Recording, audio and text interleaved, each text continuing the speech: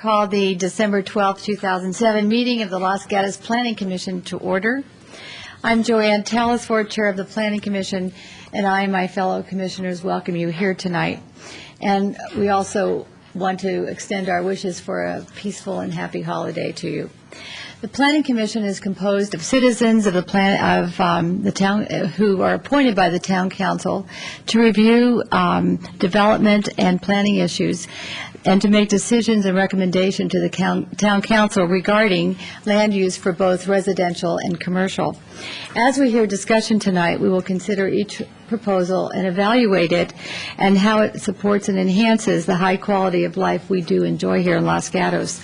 Our actions, of course, are guided by the town's general plan policy, zoning codes, and other standards and guidelines that have been adopted by the Town Council.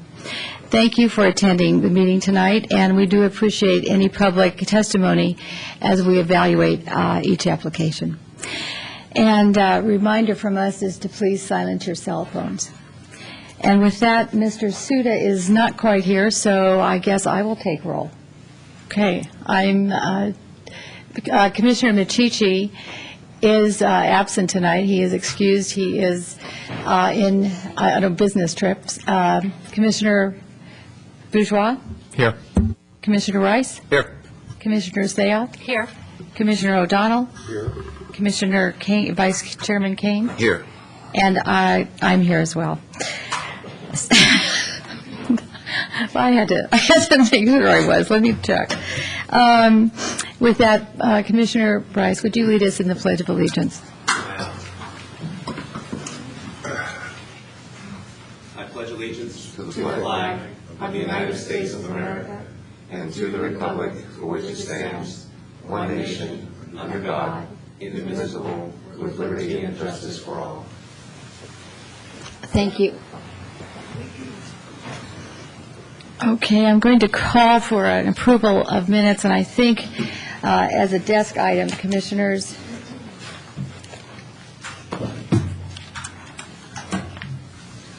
there was a revised minutes from November 14th. Did you have a chance to review that? Okay, thank you.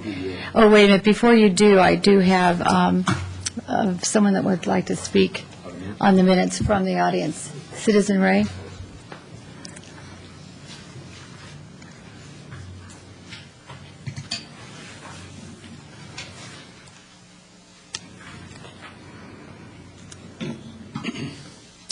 Yes, Madam Chairman. I am duly impressed by your calling up my appropriate title without even having my cap on tonight. It preserves my anonymity, which the Brown Act makes available for those who don't wish to have their name used, okay? So, thank you. Thank you. The comment I have on the minutes is as follows. I, for one, have been waiting months for minutes of both the Planning Commission and the Town Council to truly reflect the gist of what happened at the meeting that was being chronicled. And we finally have a woman here. 3 years of higher education, 2 as a paralegal, and she is doing a magnificent job on the minutes of the Planning Commission. And so I want to applaud her.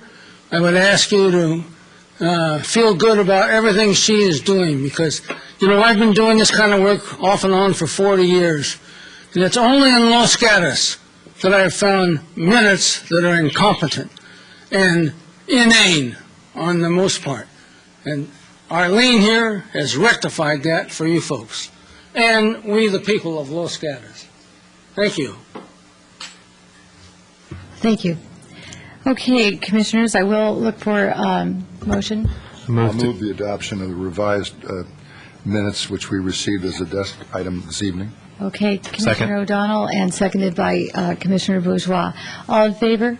Aye. Aye. And opposed? None. Passes 6-0. Written communications, I did receive service matters, and I will pass that along to all of you if you'd like to take a look at it. I don't know if you did, but here you go. And we have two requests for continuances tonight, and I'll need two separate motions on those. And the first one is item 3 at 153 National Avenue, and it's requesting a continuance to January 9th. It's a subdivision application M-07-142, negative declaration ND-07-146. The applicant is City Point Group LLC, Joe Colonna. And do you have a question on that? Commissioner Kane? Mr. Suda, is it relevant why they're asking for a continuance? Actually, both the applicant and staff are requesting for the continuance. We, in the process of finalizing the environmental document, we did some additional research on the historic background of an existing house that's located to the rear of the church. It took us longer to conclude that research than we anticipated. Therefore, we need to, therefore the public review period would not have been closed before this hearing. Therefore, we are requesting the continuance. And I'm ready to make a motion unless there's other discussion.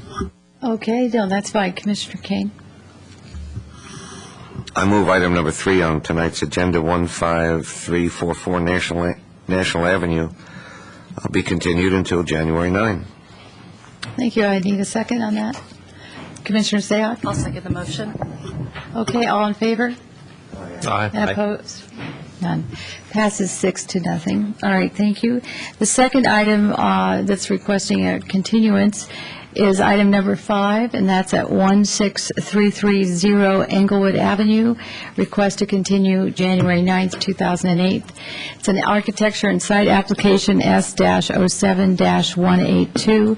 Appellant is Gil and Tamar Perez.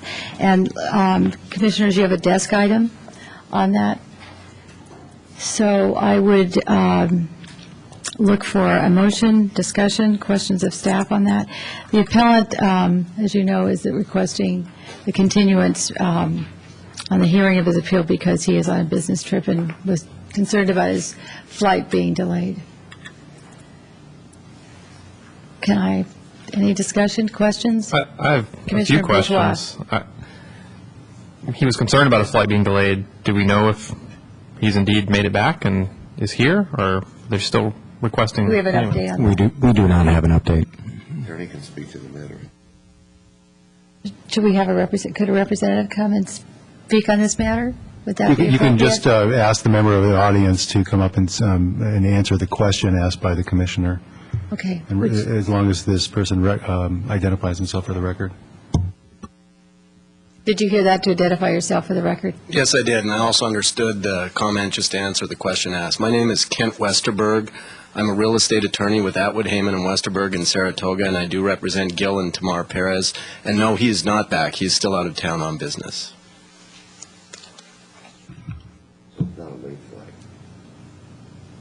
It's not a late flight. He is still wherever he was. No, sir. Mr. Perez is the CEO of a company that's a venture fund that represents approximately 6 companies, and he travels to New York on a weekly basis. He wasn't able to, the Planning Commission meets on certain dates, and while he filed his appeal, these meetings had been planned for months, and he was unable to schedule them. I know he was in New York. I believe he's in Minnesota right now, and I don't believe he's due back until Friday. And I did speak with him earlier today. I did receive an email from him. As the appellant, he really did want the opportunity to be heard, even though he's retained me as his counsel as of Sunday night. Commissioner Bourgeois? It's my understanding that he knew about this date over a month in advance, and yet we get the request for continuance only 2 days before. I'm just confused by that. Yeah, Commissioner, I've seen email threads from my client where I think going back as early as 10 days ago, he was requesting a continuance. And I know he's on the phone with Suzanne Davis, and he requested a continuance, indicated for a number of days that he couldn't be here. I think the notice that you're referring to is probably the letter that I wrote and sent in on Monday, because I just met with Mr. Finkel and Mr. Perez on Sunday night, and so I didn't get the letter out until Monday. And I left a number of messages with Ms. Davis on Monday as well. Could staff Do you want to maybe follow? verify that sequence of events about whether there were conversations about requesting a continuance prior to receiving that notice? There were conversations that occurred on the week prior to this written request between the appellant and Ms. Davis. The appellant was informed that staff cannot grant continuances, that the Planning Commission is the body that must grant the continuance. Thank you. And Commissioner King? Is your other client here tonight? Well, Mrs. Perez is here tonight with two of their three children, one who's a 3-year-old, but it's my understanding in speaking with my clients, and given that it's Wednesday, I've only had limited time, she's not the person most knowledgeable. It's my understanding that Mr. Perez had all of the dealings and conversations with the town, and Mr. Munnerlin, I hope I'm pronouncing his name right, but Mrs. Perez really wasn't involved in any of that, so she's really not the person that's best able to testify. I'm sorry, my question wasn't clear. You mentioned Mr. Finkel? Yes, I did meet with Mr. Finkel. Is he with us tonight? He is here, and he's prepared to speak, but technically he's not on the appeal that was filed. I mean, he is here, and he is fully in support of it. But technically the appellants are Gil and Tamar Perez. Okay. Did that answer your question, Commissioner King? Thank you. Thank you. Do we have any other questions for the representative? Seeing none, thank you. Thank you. Okay, Commissioners, we do have to make a decision on this. We can either go ahead with it and see it tonight, or as our other choice is not to. Commissioner O'Donnell, you look like you had your... I have a motion, and we'll see where we go from there. My motion would be to deny the request for the continuance. Okay, do we have a second for that? I'll second it. Okay, so we have a motion to deny and a second, and do we have any discussion? Yes, Commissioner Sayot? I do have a question for staff. In the past, when we have a request to continue, whether it's from the appellant or from the applicant, what have we done in the past? Well, there have been many, many requests for continuances under many, many circumstances. Generally, they're granted. The question I think that the Commission and Council face when requests for continuances are given is it are the requests done in a way intended to somehow frustrate the process, or is the request reasonable given the circumstances? This is a first request, which may affect your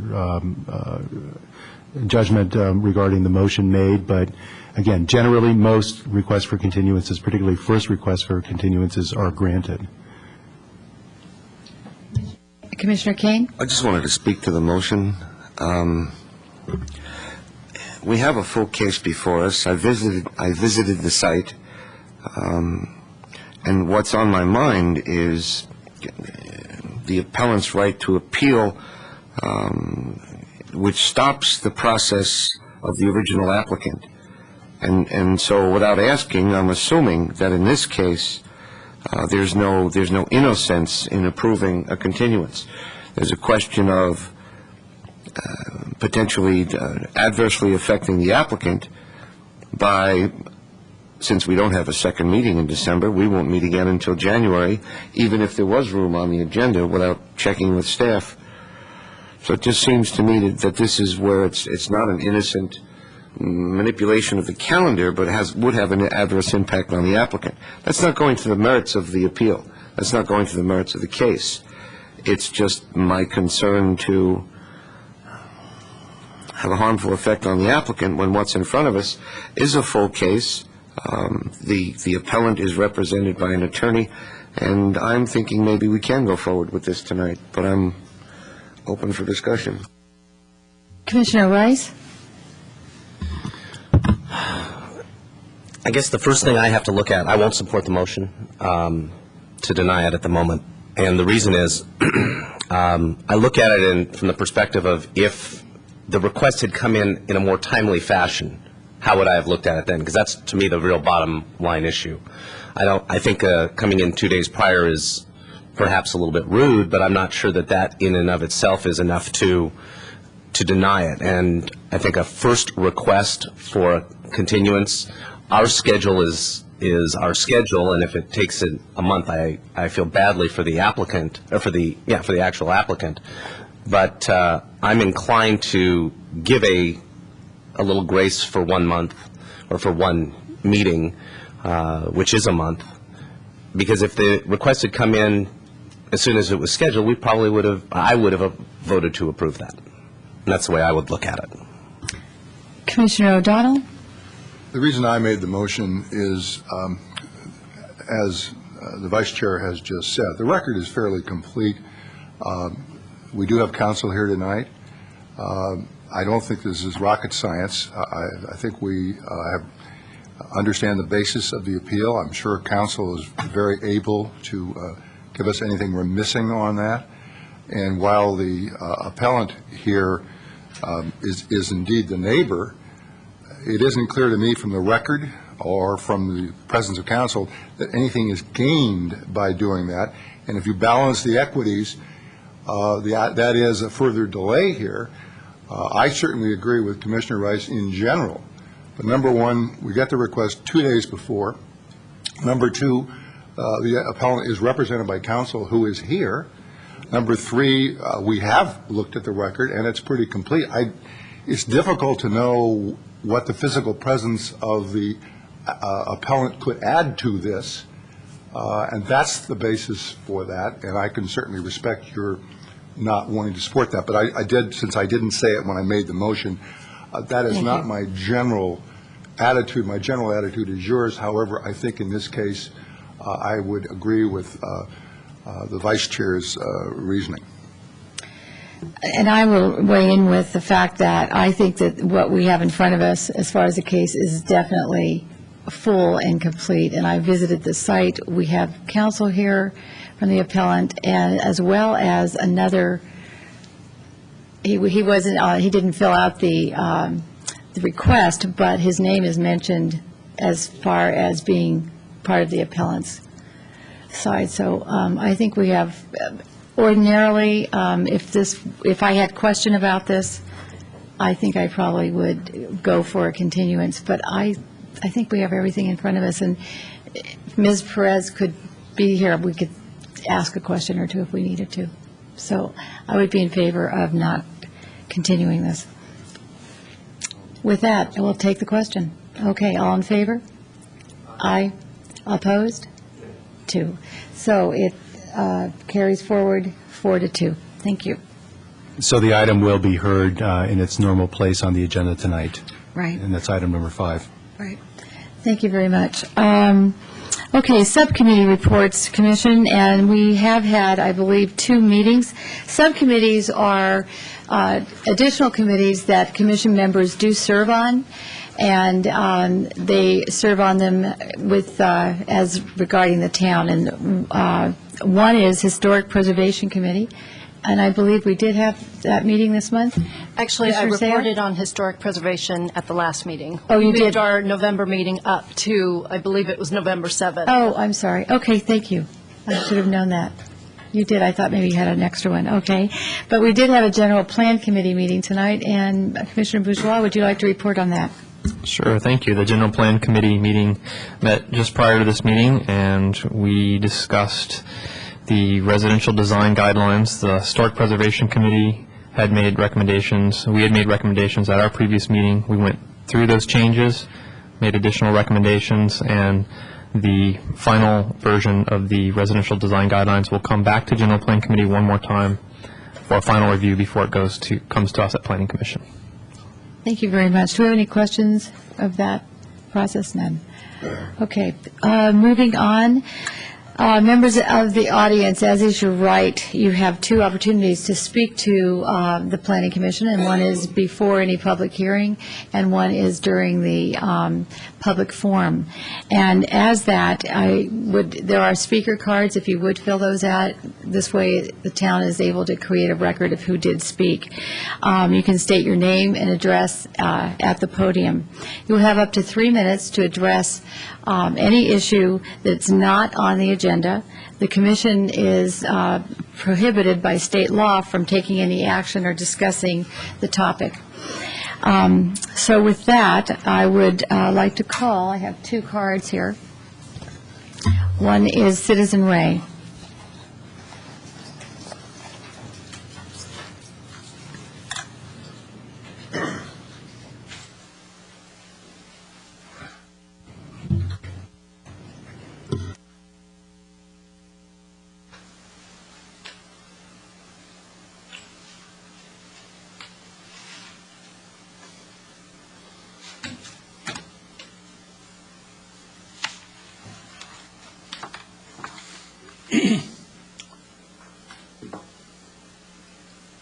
Yes, Madam Chairman. I'm going to speak to Mr. O'Donnell through the chair. Mr. O'Donnell, I am decidedly unhappy with your abusive actions at the last retreat meeting, okay? I want to point out to you that I have a number of eyewitnesses as to what you carried off. I'm going to enumerate them, all right? Number one, I was fully recognized by the chairman. I was in the middle of my presentation when you jumped up, turned around, jumped in my face, and threatened me. I tried to ignore you and continue, but you refused.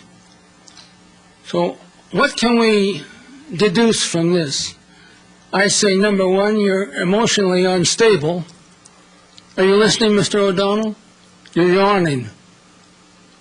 I want to tell you, you broke the law when you interrupted my duly recognized delivery, all right? And I understand I have a year to put a citizen's arrest on you for breaking the law. So I urge you to try and relax a little bit when somebody criticizes you, because that's the American way, Mr. O'Donnell. I criticized you with words. That's all I did. It's my right as an American citizen, and you don't seem to understand that. And, of course, the problem might be that you're a real estate lawyer, all right? That's how you make your living. And I see in your application for renewal on the commission, you so state. It says here, why are you interested in serving on the Planning Commission? I have spent much of my legal career in land use. Number four, the Planning Commission meets at least twice a month and requires a significant amount of homework. Are you prepared?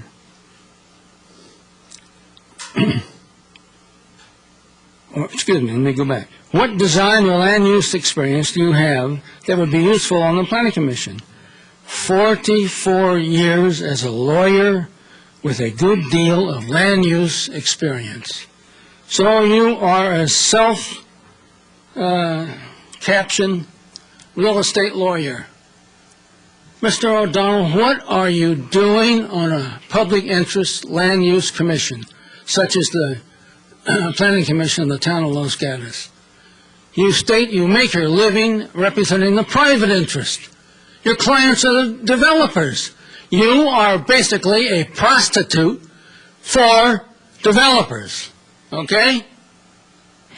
Your time is So up, I Mr. think Davis. you should think about retiring. Davis?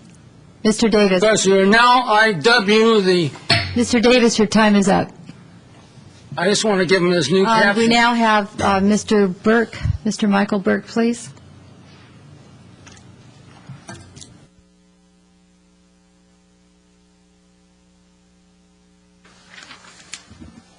Tough act to follow.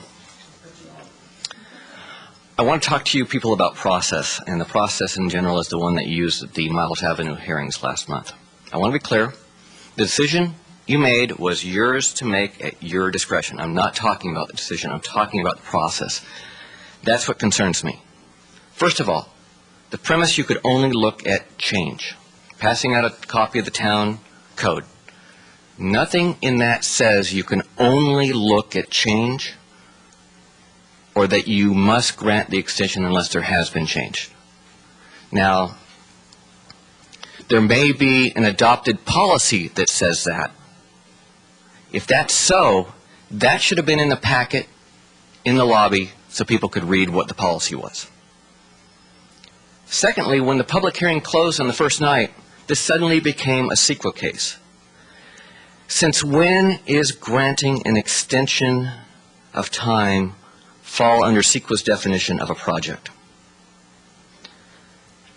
And thirdly, after the public hearing was closed, the applicant, the town, was asked to analyze the neighbor's evidence. Only Mr. Rice brought that up as being kind of strange. At the continued public hearing, no new evidence, written or verbal, was allowed. This is fine, except for the applicant. The town was allowed to submit a new report, and in it there was a paragraph where they tried to impeach the neighbor's evidence, the pictures. The dates and the day of the weeks didn't line up, so it was like we don't know what year it came from. So here you let the applicant respond to, again, but not the other people. The real shocker came next. Sorry to pick on you, Tom, but burden of proof. Commissioner O'Donnell stated that the rule is the neighbors have the burden of proof to show things have changed, and we need to follow that rule. Well, this is amazing to me, considering it's the applicant who was actually asking for the change in the vesting schedule, on the fact that nothing had changed in 3 years. The one thing that's constant in this world is change. So I'm going to ask Tom to explain to us, fellow commissioners, where that rule came from, because he was preaching it like a attorney making a closing in front of the jury rather than a jury making a decision. And at the end, the neighbors were asked to prove facts that had changed from when the negative deck had existed. Remember, the negative deck wasn't even in evidence until after the first public hearing was closed. Yes, the neighbors could have gotten a copy, but if it was relevant, but so could have you. If you felt it was relevant, you could ask for it before the meeting. So you're basically saying the neighbors didn't dispute or, show the negative deck had changed. Well, you never gave them a chance. So decision was yours, but people walked away from that process saying, what is going on? And I hope you guys at your next retreat or something will look at that and say, we probably could have done a better job, because people really scratched their heads. Thank you. Thank you, Mr. Burke. Question? No, I don't see any questions. Thank you. I have one other card, and it's from Steve Leonardis.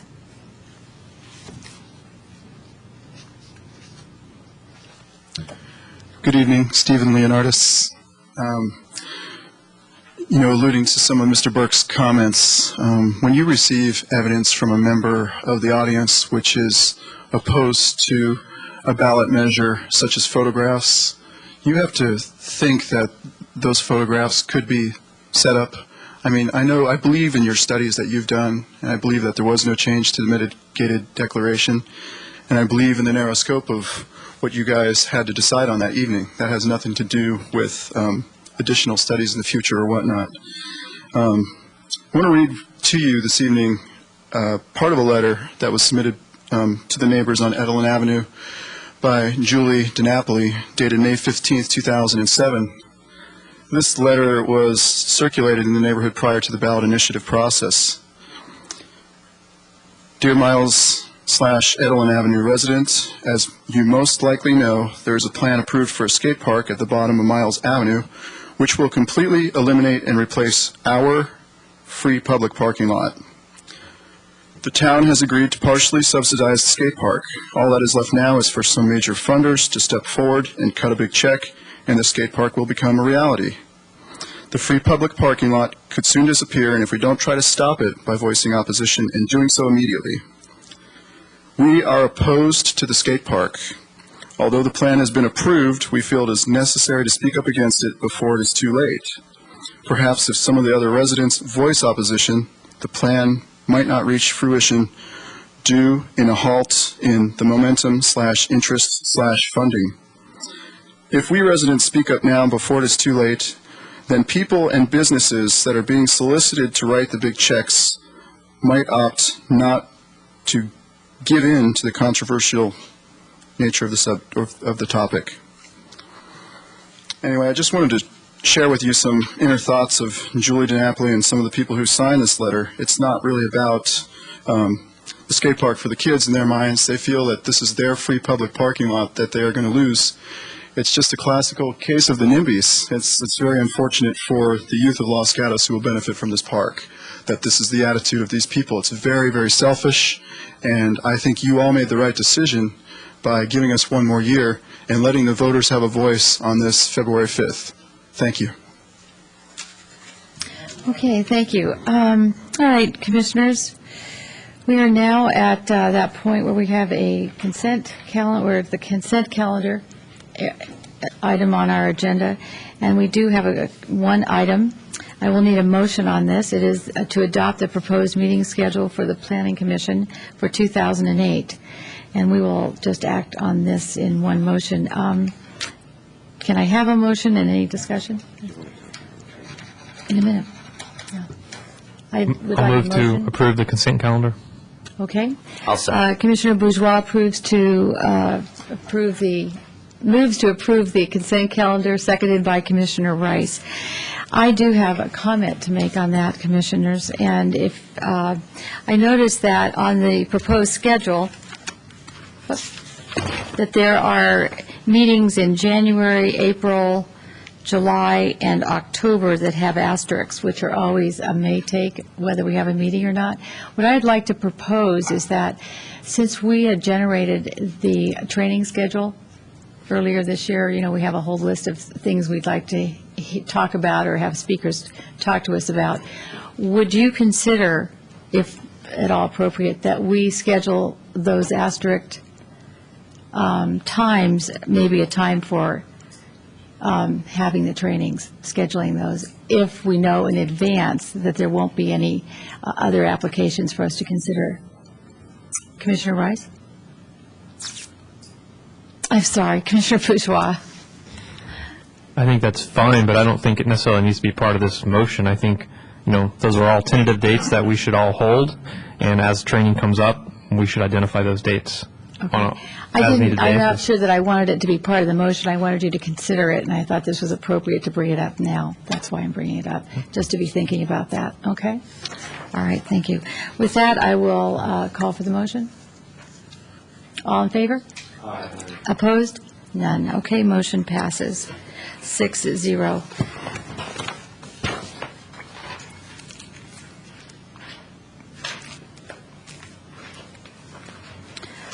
Okay, we're going to go to the part of our agenda now, which is continued other business, and we have two items. And this is an applicant. You will have up to 5 minutes to make any comments that you feel would be helpful to us tonight as we evaluate your application. And if you are a speaker, please, as I said before, come to the podium, state your name and your address, and if you would, fill out a speaker card just so we can have a record of who did talk. Adjust the mic, and then remain at the podium in case we have questions for you. So the first, number 2 item is 110 Reservoir Road, and that would be Mr. Where's my speaker card? Mr. Jeans, I think, is who's making the presentation? Do we have the applicant here? Thank you. This is for 110 Reservoir Road, Lot 2. It's continued from November 14th to, and is requesting approval of a proposed landscape improvement on property zoned R1 to 20, APN 529-31-100. Property owner applicant is Eason Ho. Mr. Suda, is there any additional information that we should know? Arlene, if we could put that exhibit up on the overhead. And we do, you know what, let me interrupt you for 1 second. We have just been handed a letter from, who's this, to Mr. Paulson from Mark Von Kanel. Okay. I'm sorry. This is part of the presentation. Okay. What Ms. Holmbo is going to put up on the screen in a second on the overhead is an exhibit that the chair requested, which shows the LRDA that was provided to the commission at the hearing on the original application. So in the report, we took note, or we explained that there's 2 narrow swaths of area that are not that are outside of the LRDA in the on the building site, and you can more clearly see those two swaths on that overhead. Those are the swaths that extend through a portion of the building footprint, and the commission determined when it approved the house plans that it was appropriate to encroach outside the LRDA, to encroach onto those swaths, since the bulk of the site, other than those two narrow bands, are within the LRDA. And Mr. Sudik, is the what we're looking at tonight is the dark line? Is that what I'm seeing that Yeah, goes that through? dark line shows the outline of the proposed deck area. Okay. Commissioner Sayoc. Actually, Mr. Suda, either if you or Arlene, it would be more helpful for me if you could actually, either with a pencil or with a lighter, just mark exactly what is the LRD, the two swaths you mentioned, and then where the deck is, so that to reduce any confusion. Thank you. Thank you.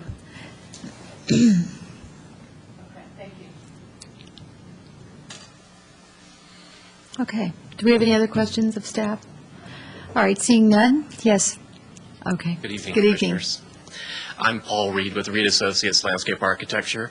I'm the landscape architect on the project this evening, and I just want to make a few comments on the decks that we're proposing in the landscape plan. There are the two sections of LRDA. One is an area under the oak tree, that's the round portion there, and the narrow band is LRDA due to its slope. It's greater than 30%. And in both of those areas, the decks that we're proposing are not going to change the grading in those areas. They would be above the grade.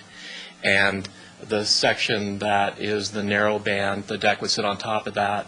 The section that's of deck that's under the oak tree, if you decide that that should not be allowed, we are willing to cut the deck back so that it's not under the oak tree in that area there. We have support from the adjacent neighbors on the deck, and the reason that we attached the deck to the house is we were trying to make the entertainment areas as compact as possible. On this project, it's very difficult to find flat areas and create entertainment areas under the hillside policies. And so we have added deck areas. We have a trellis that's over the deck, and right now the height of the trellis is based on attaching to the balcony that's above that deck area there. But if that is something that the height is not approved, we are willing to lower it. We were trying to simplify the construction and make it look more uniform with the house. The plan does not show vines on the deck, but that is something that we are willing to add to the trellis area. And the deck would be constructed of a Trex-like material, so it would be a sustainable product, and it would not be an impervious deck. There would be gaps in between the decking. And I'm here to answer any questions that you have. Okay, thank you very much. Would you, for me, with your pencil again, would you show me the area that you said you would be willing to eliminate? Can you outline that? This is the area under the oak tree. And this is a slightly steeper slope than the rest of the grades. This is gently sloping, then it slopes more, and then it's gently sloping. So this is LRDA because of the slope area. Okay. Mr. Reed, maybe you could bring the mic over. We're having a hard time hearing you. I should have reminded you. Thank you. Just pull it right out. Okay. This is the area of deck that's under the oak tree. And this is the slope area here that's greater than 30% that the deck spans across. So this is the area of decking that I was saying that, could be eliminated under the oak if you requested that. Commissioners, do we have any questions? Commissioner Kane. Mr. Reed, if you would take the mic and return to the drawing, please. Now, the thick black line beginning where the oak tree is Yes. and going up and then over to your right, all the way up, that's all new deck. Yes. Okay. This right here is not new deck. This is deck that's previously approved. We're butting up against that existing deck that was previously approved. Would you go to the outside of the black line? Just put your finger on the black line. Move it down a little bit. Okay, right there. Now move your finger toward the house. All right, what is that distance? The distance here? Yeah. I'd have to take a quick look at my plan. Take a quick look at your plan.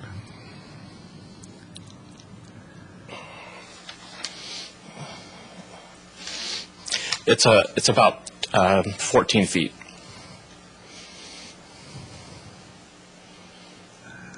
I have an impression that the hillside guidelines may in fact limit decks to 6 feet. Did you see that in I read through them and I don't recall seeing a... I could be wrong, but I wondered about the width of that. There was a drawing submitted, Exhibit A, L1.0. Yes. That's the one I'm looking at also. It says, new deck section to be approved, and the scale says 3/8 of an inch equals 1 inch. Well, I'm sorry, 3/8 of an inch equals 1 foot. Yes. And so I put a ruler on that new deck to be approved section, and it's exactly 1 inch on my ruler, which means... Oh, well, you're looking at a reduced plan, unfortunately. It's not a full-size plan. This is what the plan Because is. this shows it to be a 2-foot deck, which I thought would be remarkable. And Yes. it's 14-foot deck. Yes. Okay. Around 12 to 14 in that area. Thank you. Do you have another question? No. Okay, Commissioner Bourgeois? Thank you. This may just be a point of clarification. I see on the landscape plans the vinca as one of the ground covers in the table, but I don't see that symbol anywhere on the plans. And vinca is an invasive species. We don't want to see it in the hillsides, and so I just want to make sure that it is not in It's the not plan. called out because we did remove it, but it was left on the list by accident. Okay, that's all I needed. My question for you is the area of the deck that is under the oak tree, Yes. what is that abutting and as far as the house is concerned? What's the functionality of that area right there? It's abutting the light well. The real light area that's in between the tree and the house, the narrow rectangle there is a light well. So it's Okay, and what's the room, what's the interior room? There's a guest bedroom that's Guest bedroom, so adjacent the to that. functionality would be There's minimal. actually no access from the house to that deck other than from the deck above it because the light well is in the way. Okay, so the access to the deck then that's been added is from what The area? access is through this direction. It can't be through this Right, direction. I understand that, and it's from what room? Interior room? On further up is the family room. Is the family room, so that would be a natural Right. use of that. Okay, thank you very much. Sure. I don't have any other questions. I do have 2 speaker cards. Thank you very much, but we'll call you back up in just a few minutes. First speaker card is Tony Jeans.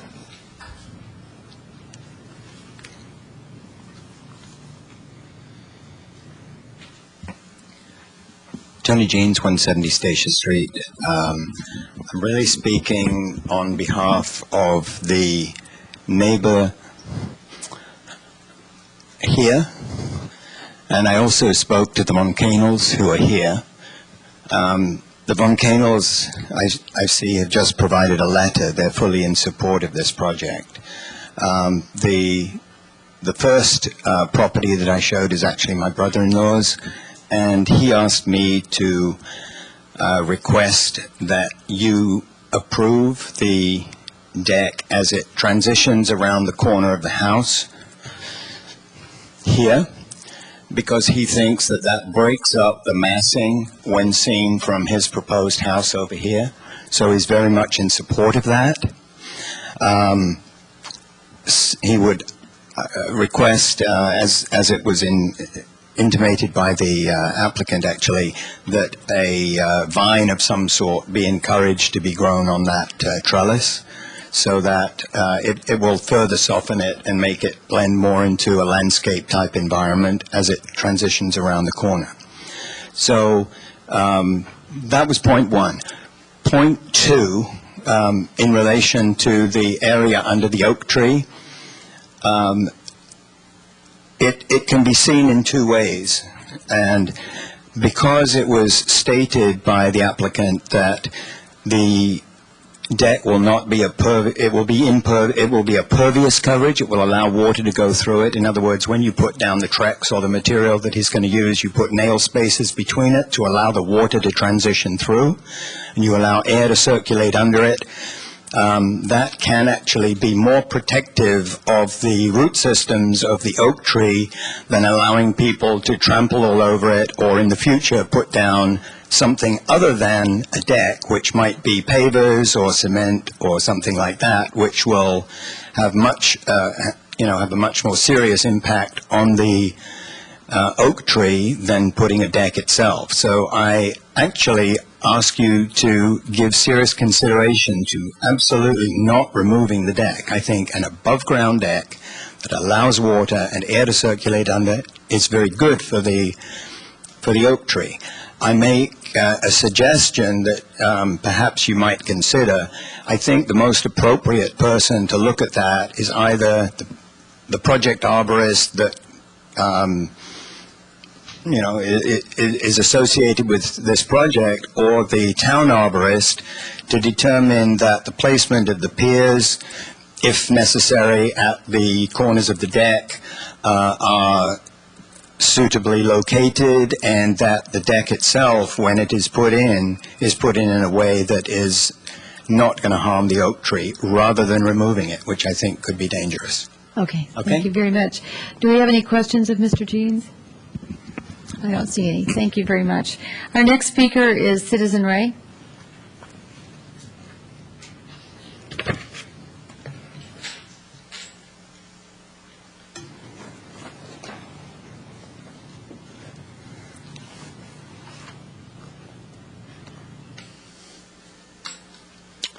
Yes.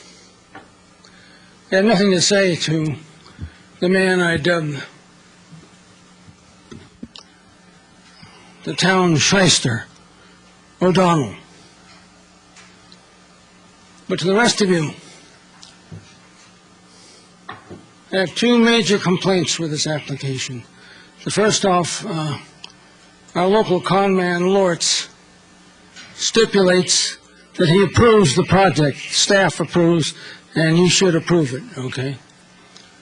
Where, oh where in the town documents does it give an employee the right to recommend to a deciding body as to what should be approved or not approved? It doesn't. It's a total abuse of power, and it kind of comes and goes, okay? You got to watch this guy, Lortz, okay? He cheats. Secondly, this is a modification to the home, not the garden. My God.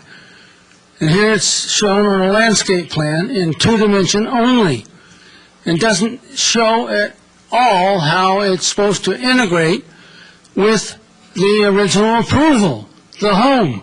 There's no elevation tied into the home. It's an abomination. It's part of this, the way I see it, this process to rape, pillage, and plunder our magnificent mountain piecemeal, lot by lot. And that's exactly what's happened in this, what should have been a beautiful hollow here, where the reservoir was, and now it's turned into just another real estate development flatland style, nothing to do with the mountain. These homes do not blend in with Mother Nature. They do not blend in with the natural setting. They destroy the mountain when the plan is finished, when the mountain is taken over by the developers, by the real estate interest, and by the ugly Americans on the Planning Commission. It'll just be a done deal, forgotten, lost to the community. So I urge you to send this back to have it done in 3D so that we can tell what this platform plus the overhang, will it add to the boxy two-story flatland style appearance of the home? Of course it will. That's my guess. I can't tell for sure because the plans are incompetent. So, if you want to do your job to serve the people of Los Gatos and the public interest, you must not approve this tonight. You must send it back, make them add it to the House, and bring it forth again so you can see what it looks like. Thank you, and Mr. we Davis. can see what it Your looks time like. is up. Thank you. Okay, Commissioners, do you have any questions of the speaker? None. Okay, I'd like to call the applicant back up, please. You have 3 minutes, and you can address anything that you heard tonight, as well as any additional information, and please wait at the podium in case we do have questions. Okay. Okay. I have to make a clarification on the last speaker, because I do show an elevation on the drawing, and we took great pains to take what was drawn by the architect as his elevation and add our new work onto it. And so if you look at what was previously submitted as the home elevation, it will match exactly what we've drawn here, and the new portion is the portion that's added, and it's distinctly shown there. The extent of the trellis is shown, the extent of the deck is shown, both in elevation and plan view. Can you tell us what number you're looking at? Sheet L 1.0 at the bottom. It's the drawing that you were speaking to earlier that's at the scale of 3, it's inch equals 1 foot. So on that drawing, it's shown where the existing work is and where the new work starts. Right. And like I said before, this is a landscape design plan, and it's a landscape deck and trellis. It's not an extension of the house. It is adjacent to the house and attached to the house, but it is a landscape item that's being added on there, and it's just like any other deck or any other trellis on any other project. We felt that having the entertainment areas nestled up tight to the house was better than having them freestanding further out. And because of the hillside regulations, we wouldn't be allowed to have an upright structure very far from the house, and so we've kept it compact. We will add vines to the project, and I think that the trellis with the vines will add some interesting shadow patterns and actually will soften the house for the neighbors. Thank you. Okay, wait a minute. Okay. We might have some questions. I have one. Can you tell me the total square footage of that new deck then? I can't tell you off the top of my head, I'm sorry. Do we have that anywhere in our, Mr. Suter, do we have that information? You can find it for me, that's fine. Do we have any other questions? Oh, you do have it? Okay. The total deck size as is currently proposed now is roughly 660 square feet. As originally shown on the drawings was 170 square feet, so they're adding a total of roughly 490 square feet of deck. It was 170 and now it's 660? Yes, correct. Okay, thank you. Do we have any other questions, Commissioners? I guess we have none. Thank you very much, and I will turn this over to the Commission now for discussion, a motion, or questions of staff. Commissioner Rice. I do have a question of staff. Is it normal to see something like this come as landscape as opposed to with the original drawings of the house? It is normal. Typically, when they do the house design, their architect's really focused on the interior and the elevations, and then at the building permit stage, they'll bring in a landscape architect to do detailed landscape drawings. Frankly, if it wasn't for the overhead trellis, this deck would not need a building permit technically, because it's in a lot of places it's less than 3 feet above grade. So again, those kinds of decks that are primarily above grade and not very high above grade are often part of the landscape package, not the architectural package. And Hillside has nothing to do with that? No, no. Thank you. So to clarify, there's no language in the Hillside Design Guidelines that talk about? Well, the commissioner's question was, is it unusual to have decks Right. incorporated into the landscape package, Yes. as I understood the question, and it is not unusual to have it as part of the landscape package. So Commissioner Sayoc and then Commissioner Kane. Well, I do agree that landscape package can be seen separately from the architectural package. I do have to say that Hillside Design Guidelines puts a lot of emphasis on landscaping. And I just want to step back a second and review this project. When this first came before us in April, I was one of those that had denied the project because it did not include the landscape package. And at that time, I denied it because I felt that it was an incomplete package and that landscape was so integral into the project. And this was one of the, and looking at this project now, this is the exact reason back in April why I denied it, because it's two separate projects that should have been combined together to give the complete package. And I don't feel that this deck is entirely landscaping. I do feel with the size of it, it does add to the house, particularly if you're looking at entertaining. And so one of the questions that comes to me is, if I had seen this landscaping package in its original format in April with the house, would I have approved it? And the fact that it's outside of the LRDA is very bothersome. And so for those reasons, and I would like to hear my fellow commissioners, I will be not supporting this landscape plan as it is. So. Thank you very much. And Commissioner Kane.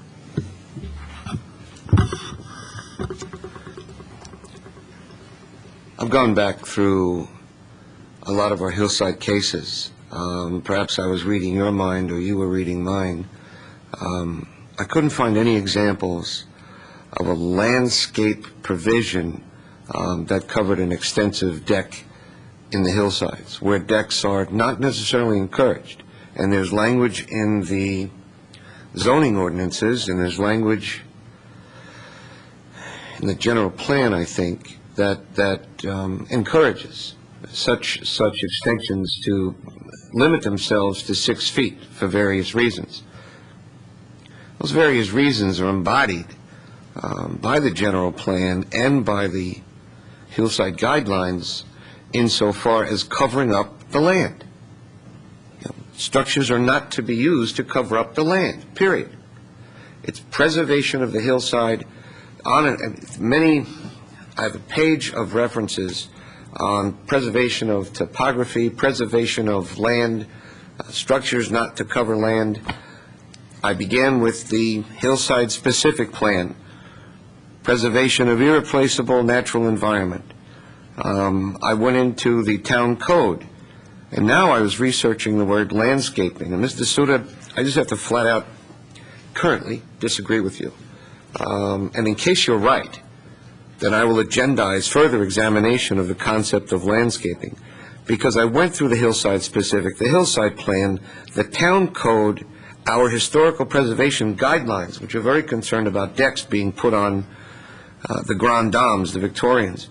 I looked up impervious surfaces, and the hillside says no, not shall have. Now, if the wood's got holes in it and the water can drip through, I don't know. The point is the land shouldn't be covered in the first place on an elective use. Title 24 of the California Administrative Code actually got into, if things were changed, the requirement for physical disability access, was brought up, and they were talking about decks and ramps and things, nothing in there about flora, just architectural design considerations. And every provision I've referenced, the broad plans themselves, the whole enchilada, landscaping pertains to dirt. Landscaping pertains to flora. The exceptions are colored rocks, pretty little stones, not a 14-foot deck. And what's really got me excited, boys and girls, is we have to remember, Commissioner Sayoc asked this to come back to us so we could look at the flora. It was on a consent calendar. It's that simple. This was on a consent calendar. If I hadn't seen the big black line way outside the LRDA and said, what is that? Is that a black line of bushes? It must be flora because this is landscaping. No, it's a 14-foot deck. And that almost got by us on consent, as opposed to just being totally rescheduled for an A&S procedure. The town code defines, no, the hillside guidelines, defines decks as hardscape. And elsewhere, when structures are being modified in the town code, it is required to go through an A&S procedure. And I feel really passionate about this, my fellow commissioners. This ain't going to happen again. We're not going to have a giant deck go through a consent calendar under the alleged title of landscaping, because that's not what Commissioner Sayoc wanted to see it for. John knows the bushes better than I know my own name. But what I do know is LRDA, and what I do know is the house is being extended 14 feet out into the hillside.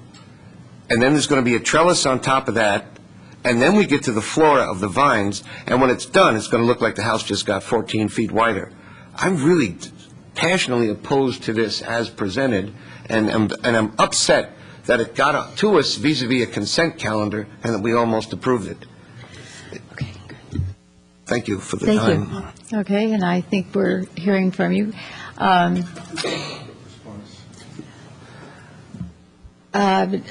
Do you want to ask a question of Commissioner O'Donnell? Well, since I've now heard Commissioner Kane's view of what the staff's position and how wrong it was, it just seemed perhaps a good idea if we heard staff's view, because maybe they don't agree with Commissioner Kane. Okay. Well, there was a lot of points mentioned. There were a lot of references to documents that don't apply to this particular application. Hillside-specific plan doesn't apply to this area of town. Obviously, this is not a pre-1941 structure, so reference to those guidelines are not applicable.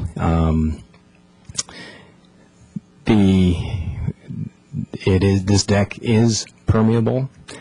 I don't know the reference to limiting decks to 6 feet in width that the commissioner is referring to. I'm not familiar with that provision, and it is not in the hillside design guidelines. There are provisions that speak to not having a deck excessively high above grade, but I don't know of the provision that limits the width of a deck from the structure. So again, I'm not familiar with some of the provisions that were mentioned in his testimony. Okay, thank you. Can I just clarify the remarks? Would that be helpful? All right. Let's hear you clarify. You're correct, Mr. Suda, on most all your points. The reason I was going to documents that may not have immediate relevance to this case was to find the definition of a deck. Anything that mentioned a deck, anything that differentiated landscape from hardscape is what I was going to, since there's so much silence on running a deck 14 feet out into the hills. So I wasn't saying they were applicable documents. I was saying here is reference on deck and here is reference on hardscape, and hardscape isn't landscape. Your point on 6 feet, in my remarks I clarified that it discouraged beyond 6 feet, and it was talking about privacy in the hillside guidelines, and more specific than that in the town code itself. I was looking for something, because you say that it's not unusual for decks to be in the landscape, and I just couldn't remember crossing this kind of a bridge before, so I spent all of Sunday just looking for something relevant to guide me one way or the other. And no, they're not directly applicable, but they're the only voices we have on discussing decks and the discouragement of covering up ground in the hillside. And just one last point regarding the approval process for this, and that all landscape plans should come back to the commission. And I believe you made a statement that that staff approving landscape plans or landscape improvements seems to be a violation of the town code, or you made some reference to that. The town code actually designates the DRC for approval as most single-family homes, including in the hillside area. And if the home is less than 5,000 square feet, the deciding body is the DRC. In the case of 3 of the 4 Reservoir Road lots, staff made the decision to refer them to the Planning Commission. It was not a requirement of the Hillside Design Standards and Guidelines nor of the town code. That was a staff decision to refer these to the Planning Commission. Thank you, Mr. Suda. Commissioner Bourgeois, and then Commissioner Rice, and then Commissioner O'Donnell. Thank you, Madam Chair. I think what I'm struggling with is that when we made the original decision on the house, like Commissioner Sayoc mentioned, it was a difficult decision. It wasn't a clear cut. I mean, it had to come back to us. I mean, we struggled with that decision. And there were decks on the plan that we approved. And so I kind of had a sense of what you see is what you get. If there had been no decks and everything outside of the building itself had been completely ignored, then I think it would have been reasonable to expect a deck to come back in the landscape plans. But we had decks. So I guess that's where my expectation was, and maybe that's incorrect, but that's what I'm struggling with, because 500 additional square feet with, barbecue and I mean real structure to this deck is something different than what I approved originally, which was a tough decision to begin with. And does this push it over the threshold for me? That's where I'm struggling with it. Thank you. Thank you. Commissioner Rice? Commissioner Bourgeois basically said the bulk of what I wanted to say, but the only thing I would add is if you're going to add 500 square feet of deck, as much as it pains me to agree with Citizen Ray, I would have liked to have seen the deck on the house and the drawings thereof. And without speaking to what Vice Chair Kane has said of maybe it's too big or not, I don't know, because I can't tell by looking at this whether it fits or not. The applicant said he's willing to remove the part that's under the oak tree. I have a feeling that's probably the minimum that I'm going to look for, but I can't tell. I'm looking at it from the top down and from one side, and you're adding landscape to 25% of the outside of that house, and I need to see it. So I guess my inclination would be to send this back, and I'll leave it at that until somebody else says something differently. Commissioner O'Donnell? I don't want to comment so much on the substance of the request. I want to speak a little bit about the process. It's kind of disturbing, I suppose, from both the Planning Commission side and must be from the applicant side, because from what I've been listening to, the staff and the applicant were proceeding under one set of understandings. The Planning Commission is saying that set of understandings goes too far. And so I'm not quarreling with that, but I am saying what I would like to come away from after this kind of thing is something so that when a citizen comes into us and seeks permissions and guidance, and they're told that decks essentially are landscaping, and as Commissioner Kane says, it's pretty difficult to find much on that in the regulations, if at all. So I'm not being critical of the staff when I say I think we can do better to help applicants, because in this case, if the applicant had been told, look, when you come in, put your deck in. You've got some deck in, as the Commissioner just said. So I feel just kind of badly that we've now gone through a lot of time and a fair share of money without perhaps the kind of guidance that would have been helpful. And I don't say that as second-guessing staff, but perhaps we can learn something from this. It's fairly clear to me that this commission is not happy with this as it stands. I am very sympathetic to the applicant, but I don't think we're in a position tonight to sit here and design for him. He's been very open about wanting to be able to cut back and curtail and do something different, but I don't think it's our job to design this evening. So I'm just hopeful that going forward, as you pointed out to us, the staff on its own sent this to us. DRC could have done it. And maybe that's another problem. I mean, we're saying if you put this much deck on it, this commission at least feels that's a big change. And I think you're telling us historically maybe it wasn't such a big change. So I'd kind of like to get staff and planning commission together, unless the town council tells us that the concerns of the planning commission is wrong and the practice of the staff is correct, because ultimately they're the people who get voted in and they're the people that make that decision. So that all having been said, I'm just sitting here feeling that we aren't serving the community as well as we'd like to by process. We may be serving the community very well by what we're doing tonight, but from process going forward, I'd like to make it better. That's all. Thank you, Commissioner O'Donnell. Commissioners, you all have said, excuse me?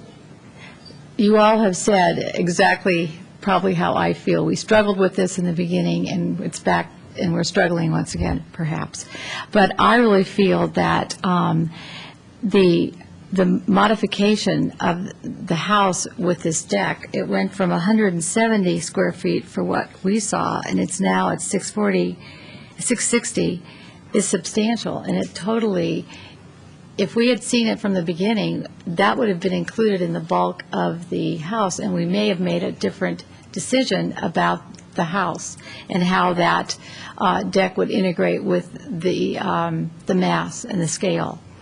So with that, I think that the deck is large enough to add to the house in the bulk and the mass. And, you know, we struggled with it before. It has now become more than a deck. It's become an important design element integrated into the original house design as I look at it. And as it was said before, we're looking at it from the top down and a small view of it from the side. Although I may like the fact that on the side view I did see that on the plans we have in front of us, that it does step down and does make that one plain wall kind of go with the land. We have no idea what the rest of it looks like. It's hard for me to make any decision on this, so I would probably be rather negative. Madam Chair? Yes, Mr. Tsuda. Just two comments. First, to Commissioner O'Donnell's point, whatever decision the commission makes tonight certainly serves as information that the staff would provide to any future applicants. So we take your decisions very seriously, and it gets added to the information we provide to all applicants as they request advice from us in going through the design process here in this town. So in terms of making sure the staff and the commission are on the same page, whatever you do tonight serves as that direction to the staff. Secondly, the applicant is provided me with a note indicating they would be interested in an approval of the landscape plan without any of the new decks or the new trellises, if the commission is willing to do that tonight.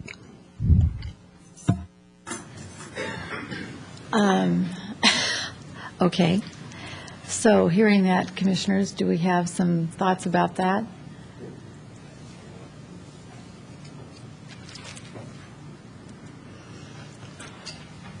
We're sitting here, I think we're having a moment to think about this. Commissioner O'Donnell. I haven't heard, and perhaps for a different reason, but I have not heard any criticism of the landscape plan itself as opposed to the deck. I may be wrong, but if that's the case, then I think the request is reasonable and it's something we could do, but I'm certainly joining with you in inviting my fellow commissioners to let us know whether they have any specific comments on the landscape sans deck plan. For me, I suppose I might, except that I don't know now if this additional deck is removed, what that's going to look like. I mean, isn't that correct? I mean, it's not there. It's, 650 square feet. right. It would, I'm sorry, it would go back to what you approved originally. Originally. Yeah. Do we have that? I guess, well, if that was approved originally, I see. We don't have it in front of us. I have it. Thank you. Would anyone like to look at this with me? Thank you. How about if we put it up on the overhead? Can we do that? Thank you. Thank you. Yes, Commissioner Rice? When you say we approved it originally, if it was already approved, Well, I mean, it's drawn out. I don't know that we've approved it, but I don't know, was it or was it not? was it approved? Was it part of the house plans? Yeah, the smaller, the original deck, the smaller deck was approved as part of the ANS approval. Right. So what the applicant is saying, he's willing to Go back. forego any new deck area, go back to what was originally approved. Why can't he just do that? In other words, if he wants to withdraw what is presently before us, nobody has, that I'm aware of, and you could correct me, if we approved something before and we have not rescinded that approval, and he has asked for essentially a modification of that approval, and now he's prepared to withdraw that request, wouldn't we go back to where we were? But there's still a condition that you approve the landscape plan. So he's asking that you approve Right. his landscape plan without the expansion of the decks as shown on that landscape plan.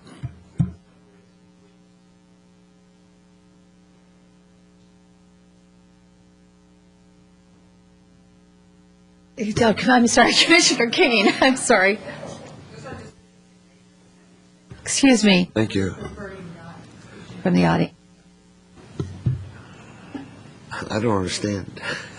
It's very simple. If the deck comes out, what goes in? Nothing. All he would be saying is approve the landscaping plan without the additional deck area. But that makes it dirt. Why don't we resubmit it with a landscape design? I don't understand. Commissioner Sayok wanted to see a landscaping design so that she could review it for approval. We have one that has 600 feet covered in wood. If the wood comes out, what goes in? I think we're back to her asking to see a landscape design so she can approve it. Commissioner, Mr. Suter, do you want to add something to Just this? to throw out options for the commission to hopes of facilitating this. A couple options. One is you could request that the landscape plan come back to you again. You continue this. Secondly, you could stipulate that any plant materials placed in the area that used to be deck be plants that are part of the approved landscape plan, so that you know what plant materials would go back into that So area. it would just be an extension of what we have already approved? That's correct. Okay. Commissioner Rice, I saw you had your hand up, and then Commissioner O'Donnell, no, you're rescinding, okay. Okay, Commissioner O'Donnell? The reason this is before us is because the staff made an election, I guess particularly in light of the deck, to send it to us. Otherwise, it would have been decided by the DRC. Now we're saying withdraw the request for the deck, and essentially, why do we then have to do the hands-on that we're dealing with now? Let me just finish for a second. Maybe there's a flaw in that reasoning. I don't know. But I, for one, would be prepared to trust the staff to be able to landscape 600 square feet of this lot. Now, if the commission is unwilling to do that, then so be it.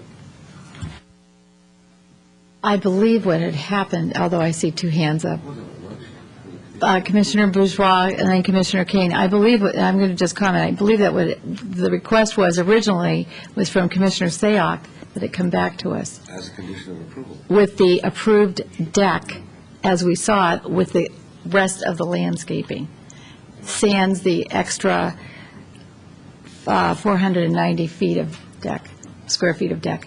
Commissioner Bourgeois. I think the thing that people are missing is that everything else in this landscape plan still needs to be approved. Like all the plant material and the pavers and all that, that's the landscape plan. We're not just talking about the deck. So I'm going to move to approve without the deck, but that the area that was formerly occupied by the new deck be landscaped with plants from the existing plant list. to the satisfaction of the Director of Community Development. I'll second. Okay, I have a motion to approve the new landscape plans, sans the additional deck, and that the area without the new deck be landscaped with existing type plant material that is proposed to us in what we do see in front of us. Is that correct? Did I get that right? That is correct. Thank you. And I have a motion. Madam Chair, one clarification. I believe that motion would also include without the additional trellises shown on the plans. Correct, yes. Without the additional trellises. All right, I have a motion, and I have a second to the motion. Do we have any further discussion, Commissioners, or questions of staff? Anything you would like to say other than that? Fine, then I'm going to call for the question. All in favor of the motion, say aye. Aye. Aye. And opposed? None. Motion carries 6-0. Appeal rights. Anyone dissatisfied with the decision of the town council may appeal the decision of the town dissatisfied with the decision of the planning commission may appeal the decision to the town council. The appeal must be filed within 10 days. It must be filed upstairs in the clerk department. There are fees for filing an appeal. Okay, thank you very much. Commissioner Kane? Mr. Suda, however we're able to do it, perhaps we could agendize a discussion of decks. My goal would be to separate them from landscaping per se to prevent reoccurrence of this situation, but that we get clarification on it. The only reference to what is a deck is in the town code. It's called hardscape. I would like to separate that from all the other language that talks about flora.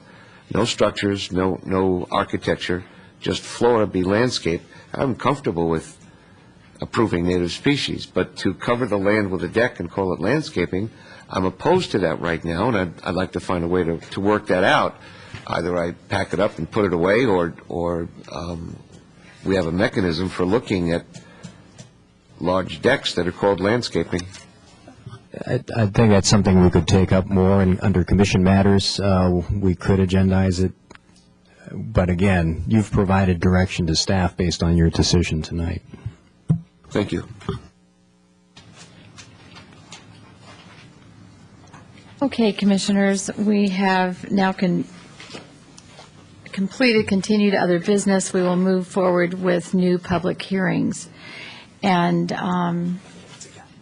number 3 has been continued. We've already done that. And then we are now going to number 4, which is 315 Los Gatos Boulevard, Architecture and Site Application S-07-202, requesting approval to legalize a second-story addition to a pre-1941 single-family residence, which exceeds the allowable floor area ratio on property zoned R1D, APN number 529-22-026. Property owner applicant is, I'm sorry if I Madam not Chair, say this name. before you get to- I know that. Okay. I know that. I'm getting there. Let me just finish this part. Is Mr. Becerri. So with that, Commissioner Bourgeois. Madam Chair, yeah, because I live within 500 feet of the subject property, I need to recuse myself from this item. All right. Thank you. We'll look forward to you joining us at the next item. Thank you. Mr. Suda, do we have a report tonight? We do, from Ms. Bailey. Okay, Commissioners? The applicant is requesting approval to exceed the allowable floor area ratio by 486 square feet. The applicant proposes to add 774 square feet on the first floor and 443 square feet on the second floor for a total of 2,640 square feet. The height of the house will not be increased. The surrounding area consists of 1- and 2-story homes, duplexes, and multifamily units. The homes and duplexes range in size from 838 to 2,686 square feet. The floor area ratios in the neighborhood range from .111 to .364. The proposed floor area ratio is .406. Currently, there is one house that exceeds the allowable floor area ratio in the surrounding area, and that's by 258 square feet. The house is historic due to age, and the Los Gatos Historic Preservation Committee recommended approval of the application in terms of architecture only. The committee recommended conditions of approval regarding the architectural details of the proposed dormer windows, which are noted in your report. Although the dormers currently appear large in the framing stage, the committee felt that the size of the dormers will be compatible with the house when the proposed architectural details have been constructed. In terms of history of the project, in 2004, the applicant received a building permit for a first-floor addition. Since this addition did not require zoning approval, pursuant to town code, the work proposed did not require review by the Historic Preservation Committee. Prior to commencing construction, the applicant proposed a major redesign. The matter was referred to the Historic Preservation Committee to ensure that the changes proposed met the pre-1941 design guidelines. Staff worked closely with the applicant on numerous occasions to ensure that the attic area in the proposed addition would not be classified as habitable space, since this would cause the project to exceed the allowable floor area ratio. In order to comply with the town's attic policy, the applicant had to design the new attic area with a height clearance of 7 feet 6 inches or less. The revised building permit plans were approved in 2005. During construction, the town's building inspector noted that the proposed dormers were larger than what was approved and that the height clearance in the attic was over 7 feet 6 inches. The building plans, therefore, had been incorrectly dimensioned. A stop order was placed on the job, and the applicant was informed of the alternatives. And the alternatives are outlined in your report. Basically, he could request to exceed the allowable floor area ratio through this process, and he was informed about the issues with going through that request process. Or he could lower the roof height of the house, or he could increase the ceiling height. The applicant chose to exceed the allowable floor area ratio. And if you have any questions, I'm available. Thank you, Ms. Bailey. Does anyone have a question? Okay. Oh, Commissioner Kane, is that a hand up? A clarification. I'm going to offer it in later. When you say that the Historic Preservation Committee approved it on an architecture basis only, you're talking about the November 007 Historic Preservation meeting, right? That is correct. We had two priors. In August of 005, and I think also in August of 005. We had a hard month that year. And I'll be offering those in as part of the historical record. And I believe you were there at the time. This is when it first came up before us for alteration. So there were two prior HPC meetings prior to the 007 meeting. You mean went twice for review? We asked them to bring it back. We continued right. the matter, and they came back for a second visit. That is correct. Okay. Okay, well, thank you. All right, I don't see any more questions, so I'm going to call the applicant up. And did you fill out a speaker card?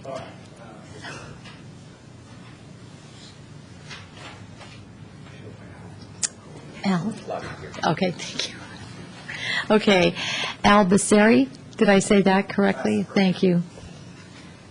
Try to make it as short as possible. So, thanks, first of all, for giving me the opportunity to talk to you tonight. As Sandy had mentioned, the history behind this house has been I've been working on this house for the past 4 years, and you are correct. We've had multiple meetings with the Historic Committee before, and the last one being in November. A couple of things I want to really point out about this property that's really critical. When I purchased the house roughly 4.5 years ago with a set of plans that were approved, as you recall, what was actually approved did not match the house, and everyone agreed in the Historic Committee that it did not do the house justice because it had an L-shaped back, which did not go with a Victorian house. So I took my time, saved money, and I wanted to make sure the addition did not look like an addition. So the most important things about this is that I wanted to make sure the existing, first, that the existing roof line matched the addition, which it does right now. Second, and the front of the house has 10-foot ceilings. The addition that I built also has 10-foot ceilings. So when that option was given to me to raise the ceilings on the addition, it really, from a practical point of view, as someone who's going to live in the house, it did not feel or look right to have the front of the house as 10-foot ceilings, and then on the addition to have 12-foot ceilings. And then also, one more point that I do want to make here is that there was an existing second floor on this property. So in order to match the existing floor line on the second floor, I extended the house to what it is now. Unfortunately, because of the 7 foot 6 inches rule, what I was hoping to be attic space is now considered living space, and that's the main issue here. But from an exterior, the roof height has not changed. It matches the front of the house. And also, another point I'd really like to make here is that 3 weeks ago when I came here for a meeting, I believe the last meeting I had, I was told that I would lose 150 square foot because of the future plans to extend Los Gatos Boulevard, which that reduced my lot size. From, when I started this project, was always on the assumption that I would have 6,500 square feet. Because this house is so important to me, it's my baby. Whether I have the choice to give up the 150 or not, I'm okay with it, even if I have to give up the 150 square feet. But the only thing I do want to point out is that I want to make sure we're comparing apples to apples. If you actually look at this page, you'll notice that my lot size is actually quite, I believe. And what page are you referring to? Could you identify it? It's the page labeled 315 Los Gatos Boulevard. It's the map of the area. The location map. page? Okay, thank you. So because of proposed plan to widen Los Gatos Boulevard, I will lose 150 square feet. But what I want to point out is if you go to the next, actually the previous, it is two pages after that, which has the list of properties listed on Los Gatos Boulevard with their current FAR. Okay, Please. that's page 3 of 5. 3 of 5. On Of the staff page report. 3 and 5, 3 of 5, you'll notice that my property has been reduced to 6,350 square feet. What I want to point out here is that when the day comes that they widen Los Gatos Boulevard, I'm sure Los Gatos Boulevard will not be widened only on my property. It will affect every house that's on that list. And realistically, every house that's listed there, because they're much wider than mine as far as their property line is concerned, they will, on the average, lose a lot more property than I will. So I want to make sure that if we are looking at 6,350 square feet versus 6,500, we also take in consideration all the other properties that will lose square footage when Los Gatos Boulevard is widened, and it's not just mine. But to sum it up, again, I want to emphasize the fact that my whole point behind this addition was to make sure it does not look like an addition, that it gives respect to the existing infrastructure, and the roof line matches. And on the first floor, I continue to have a 10-foot ceiling. Okay, thank you very much. Stay at the podium, please. And Commissioner Rice. What is the ceiling height of your existing second floor? It's above 7 feet 6 inches. Do you know how much? It's about a foot more than that. It's about 8.5 feet? Yeah. Thank you. Okay, do I have any more questions of the applicant? Commissioner Kane, is that an up hand? Yeah, sort of. Oh, sort of, all right. I was thinking back to our 005 meetings, 2005. One was in August, and we had some issues, and we asked you to come back. The second one was in September. I remember them because they were amicable. We wished you well with a very difficult house on a tiny lot with Highway 9 and Los Gatos Boulevard, and you had a lot of enthusiasm, and you gave us this sheet.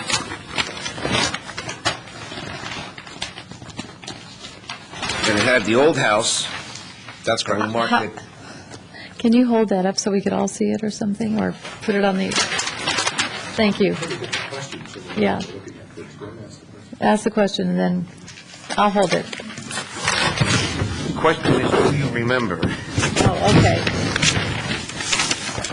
Because when we got to the new house, what I don't remember whether it was Len Pacheco or whether it was Kendra Birch who looked at the dormers at the first meeting in August of 005 and said they needed to be smaller and the windows needed to be 12 inches of wood, in the side of it.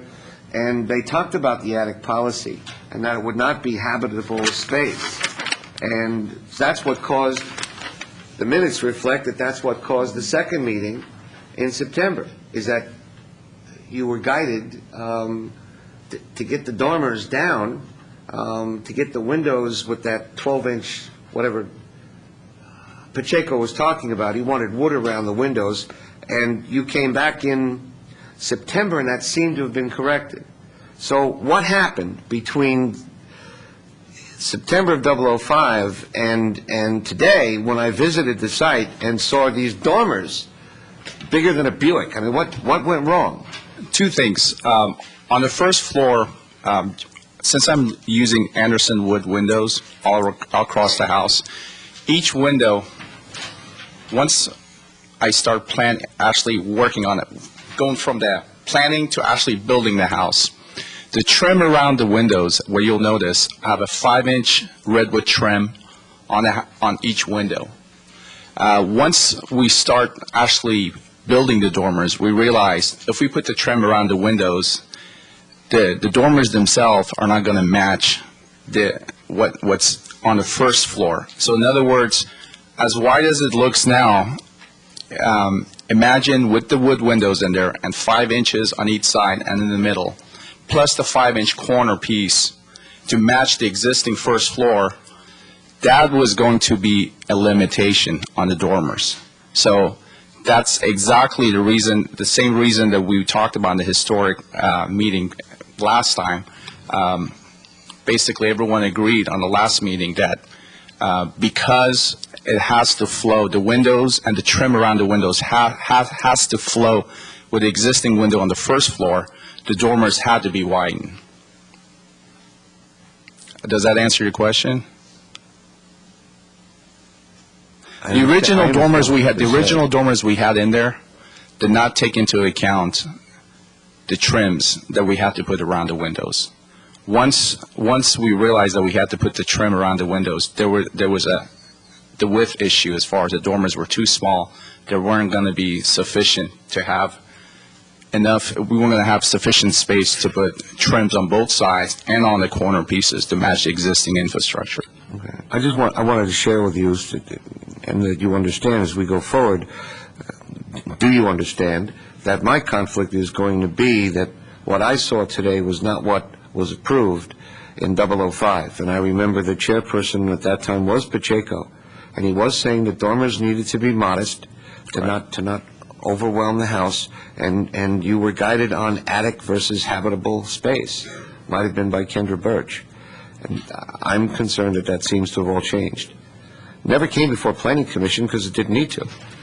The Historic Preservation Committee was the final authority according to the staff report. Correct. And you were given a football and run with it, and it's changed into a basketball. Correct, but I brought this up during the last Historic Committee, and I basically took pictures, because sometimes the drawings don't do it justice. I showed pictures of the property, and I showed pictures of the dormers with the trim around it, and I think by end of the meeting, everyone agreed to, in order for it to match the windows on the first floor, it makes sense what I did. Believe me, from day one, it's been a 4-year project. Every time I've done anything with this house, I always look back and make sure, does it respect the existing infrastructure? Okay, thank you. Commissioner Kane, do you have a follow-up to that? No? No. Okay. Commissioner Sayoc. Can you clarify, maybe you can walk me through the process of how we're getting to this additional square footage on your second floor. It sounds like from the very beginning, you've been advised of the attic policy and Yes. what you cannot exceed. So I'm still unclear, how come we're at this point where you Sure. now have second floor that is now livable space? When we finish the first floor and we start working on the second floor, the existing on the plans was on an assumption that the outside walls will be 10 foot tall and the roof would start at 10 foot high.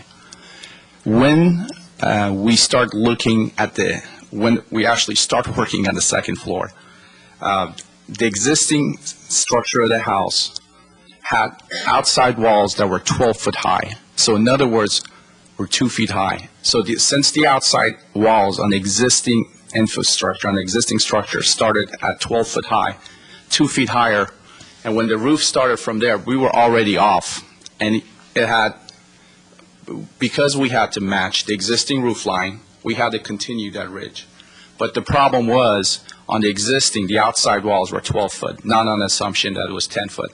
We didn't really get to that until we got to upstairs and start taking the drywall off and actually saw that the outside walls go up another 2 feet. So the plans were not accurate.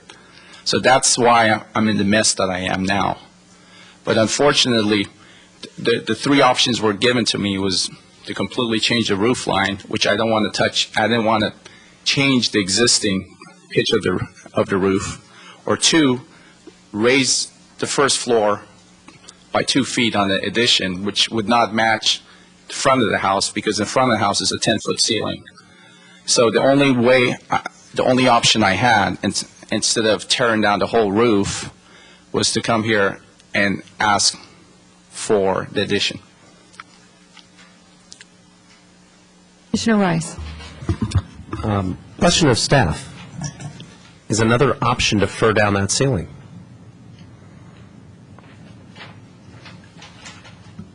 The height is measured to the top of the roof, so you can't put in joists or anything inside to lower The the inside height? Yes. So if it's furred down, that doesn't work? No. Thank you. I did have may I make a comment? Do you have something else you'd like to share with us? We ran multiple scenarios. If I run a heating duct, put a joist, sign in blood that I'll never use that square footage, but it doesn't matter because the biggest problem is once I violated that 7'6", then I have to count everything that starts from 5 feet and all the way high, all the way up, and that's what puts me out of the FAR. Seems like we should be, I don't know, can you build the floor up? I don't know, can't build the roof down, can you build the floor up? That's the scenario, but the problem is, on the addition, if I do bring the floor up, first I would have to raise the ceiling, but then the front of the house would be 10-foot ceilings, the back of the house will be off by another foot and a half. Thank you. Commissioner O'Donnell. As I recall, you submitted plans to us, which we ultimately approved. That's correct. You then didn't follow your plans and didn't advise the town that you were varying from your plans, and it was only when an inspector noticed that you weren't following your plans that this problem occurred. Is that correct?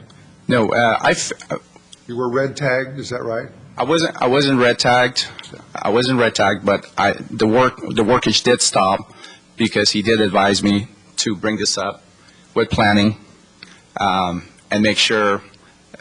Basically, once we realized it's not going to be attic space, he advised that I stop and I work with commission.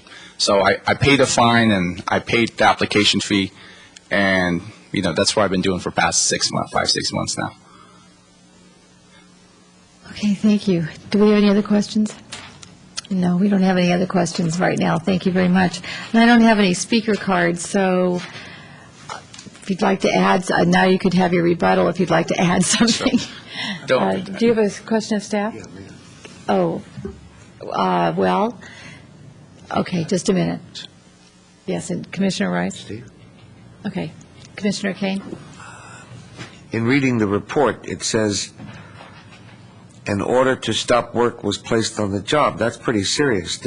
Did the building inspector ask politely that they stop, or did he pull out a red tag?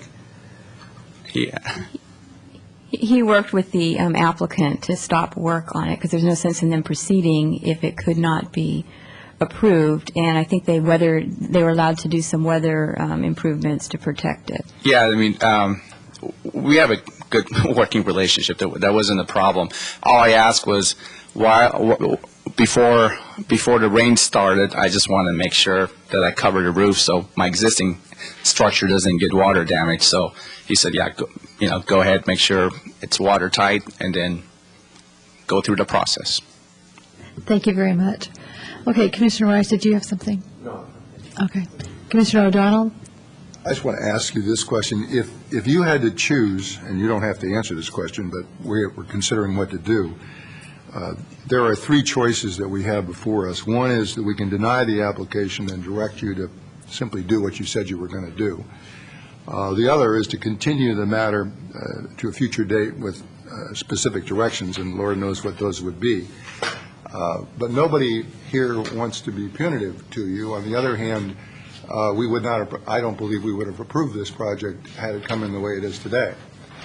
And so it doesn't seem right to make a windfall out of the fact that you simply did something that we didn't approve, and therefore we're stuck with it.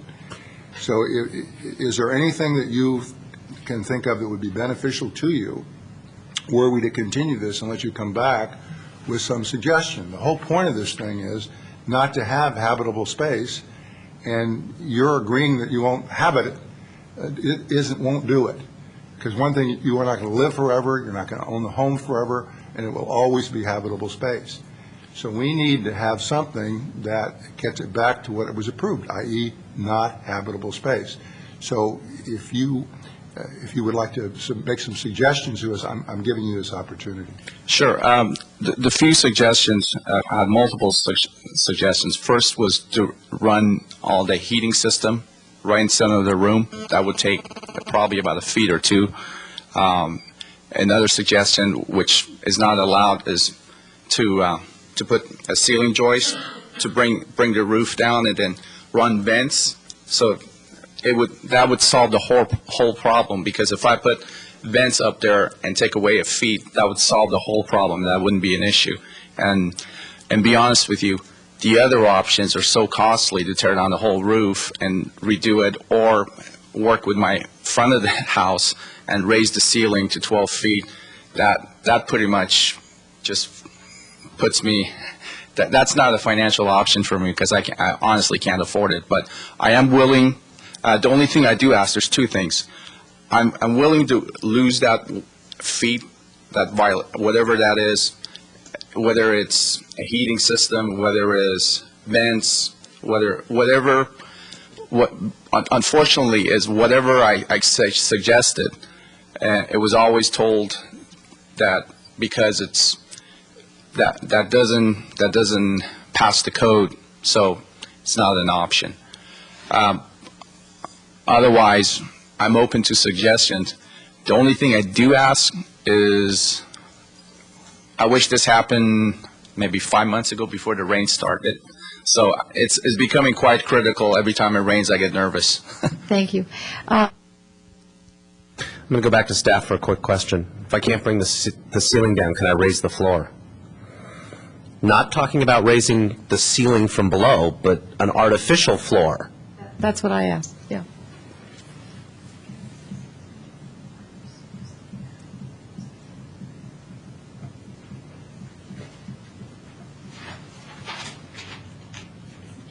We're conferring, and we'll find out. What's that? This is when you need that music, that comes in.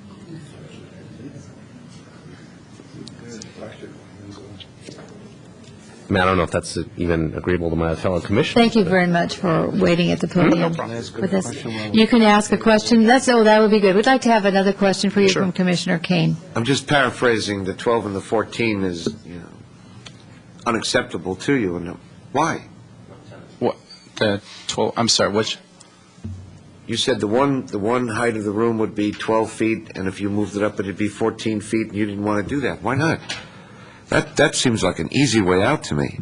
If the house, I don't want the house to look like an addition. And would you like to walk in your house and there'll be 10-foot ceilings and then you work in an addition and it's... Yes, there are some houses like that. It's... I ultimately, to be honest with you, after 4 years of working in the house, I have to live in the house I actually live in. I'm looking at your options, is all I'm doing. But the reason I say that, too, please keep in mind, the first floor is built.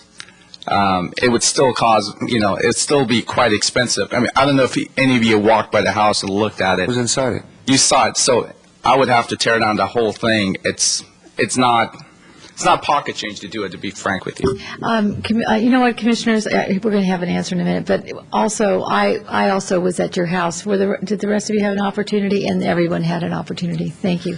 Mr. Asuda, do you have an answer for us on that question of raising the attic floor? In terms of raising it, you're just making it very building thick. another false floor. Building it up. Yes. Right, building Yes, a false you could floor. do that. Oh, that's Thank great. you. Thank you. Is that something, did you hear the answer to that, Mr. Yes. Visseri? And does that, how do you react to that? That would be the cheapest possible option, and I'll kiss the ground. Thank you Do it very much. immediately. Do you have anything else to add before we close? The only thing I do add is whatever you consider, if indeed you need additional time, the only thing I do ask is that, please, the only thing I do ask is I have permission to complete the outside roof and for the rains. That's all I ask for. So the house is I'm not sure gonna that would damage. happen. Okay, thank you very much. Okay, Thank you. Commissioners, I'm going to turn this over for a motion, discussion, more questions of staff. Commissioner Kane. Well, we've talked about the roof and the height with respect to attic. Mr. Suda, is there a question on the dormers? They're not the ones we approved 2 years ago. They're huge. Do those need to be corrected, or the size of the dormer doesn't matter as long as the attic is not habitable? The Historic Preservation Committee recommended approval of the dormers, so, The 007 committee. yes. So you have your answer. I'm looking for a motion, Commissioners. Give me a second, and I'll give you one. Thank you, Commissioner Rice. And I'll need a second after that. And Commissioners, just to remind you that we're looking at this application, and we should evaluate it and make our decisions based on the project, not based on the history of the violation, but on the project itself as it's before us, just as a reminder. Commissioner Rice. Before I make the motion, the question I have is, everything that we have is pro forma has to do with it exceeding the FAR, and we're going to make, my motion would be to make it so that it does not exceed the FAR. So, Yeah, and would it? the solution of, I believe, Yes. building, yes. So, is it just to approve with, subject to the modification of? Is it? Or can I remand it back to DRC? What would you suggest? Ms. Specific Bailey, or instructions. with specific instructions? How would we do this? It would be denying the application and then having him work with staff to modify the building permit to not exceed the FAR, which could include that raising the, making the ceiling or the floor of the attic thicker. Okay. All right. So, do we understand that? Mr. Suter, did you want to add something? Again, only to clarify, we would also take the direction from the HPC in terms of modifications to the dormer and the trim details as they requested also. Okay. Which HPC? Wait a minute. Commissioner Kane. The responsible one, Tom and I, or? Commissioner, wait a or minute. the kids? Commissioner Were they Kane, I kids? didn't call on Why are you. you pointing at me? I wasn't there. I'd like to make a motion. Commissioner Rice. I'm going to move to deny the application, S-07-202, and direct the applicant to revise the building permit, working with town staff, with specific direction to get the house within the allowable FAR, with the suggestion of raising the floor height with a false floor, so to speak, of this second floor addition, and to include the comments from the 2007 HPC regarding the dormers. Right. And can you make the findings on that as well? It's a denial. It's a denial. Okay, we don't need to. Sorry, thank you. Okay, and that's seconded by Commissioner O'Donnell. Do we have any discussion, Commissioners, or shall I call for the motion? I'm calling for the motion. All in favor? Aye. Opposed? None. There are appeal Motion rights. carries, and there are appeal rights. Anyone dissatisfied with the decision of the Planning Commission may appeal the decision to the Town Council. The appeal must be filed within 10 days. It must be filed in the clerk's department upstairs. There is a fee for filing an appeal. Okay, thank you very much, and I'm going to call a 5-minute recess. Thank you. We'll be back in 5. You just give away the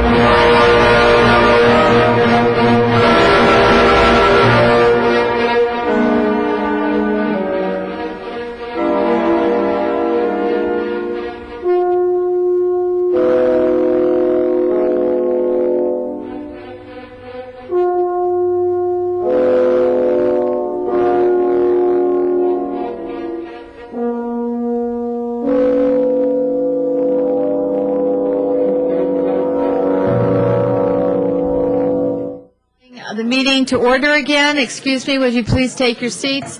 Commissioners, we are back. Welcome back, Commissioner Bourgeois. We are here for item number 5. It's 16330 Englewood Avenue, and we do have a desk item on it, Commissioners, if you would take the time, or maybe you have read it. Thank you. Anyway, this is architecture and site application S-07-182. It's appeal of the decision by the Development Review Committee approving the demolition of an existing residence and developing a new residence on property zoned R120. APN number 532-05-025. Property owner applicant is C. Patrick Munnerlin, and appellant is Gil Perez, who will be represented by Mr. Kent Westerberg, I think. Did I say that right? We'll see. Mr. Suter, do you have anything you'd like to add to this? Ms. Davis will be here in 1 second, but let me just go ahead and get started with a brief introduction. The applicant is requesting approval to demolish an existing single-family home and to construct a 4,652-square-foot two-story home and an 898-square-foot three-car garage. And here's Ms. Davis. Okay. Suzanne, ready when you are.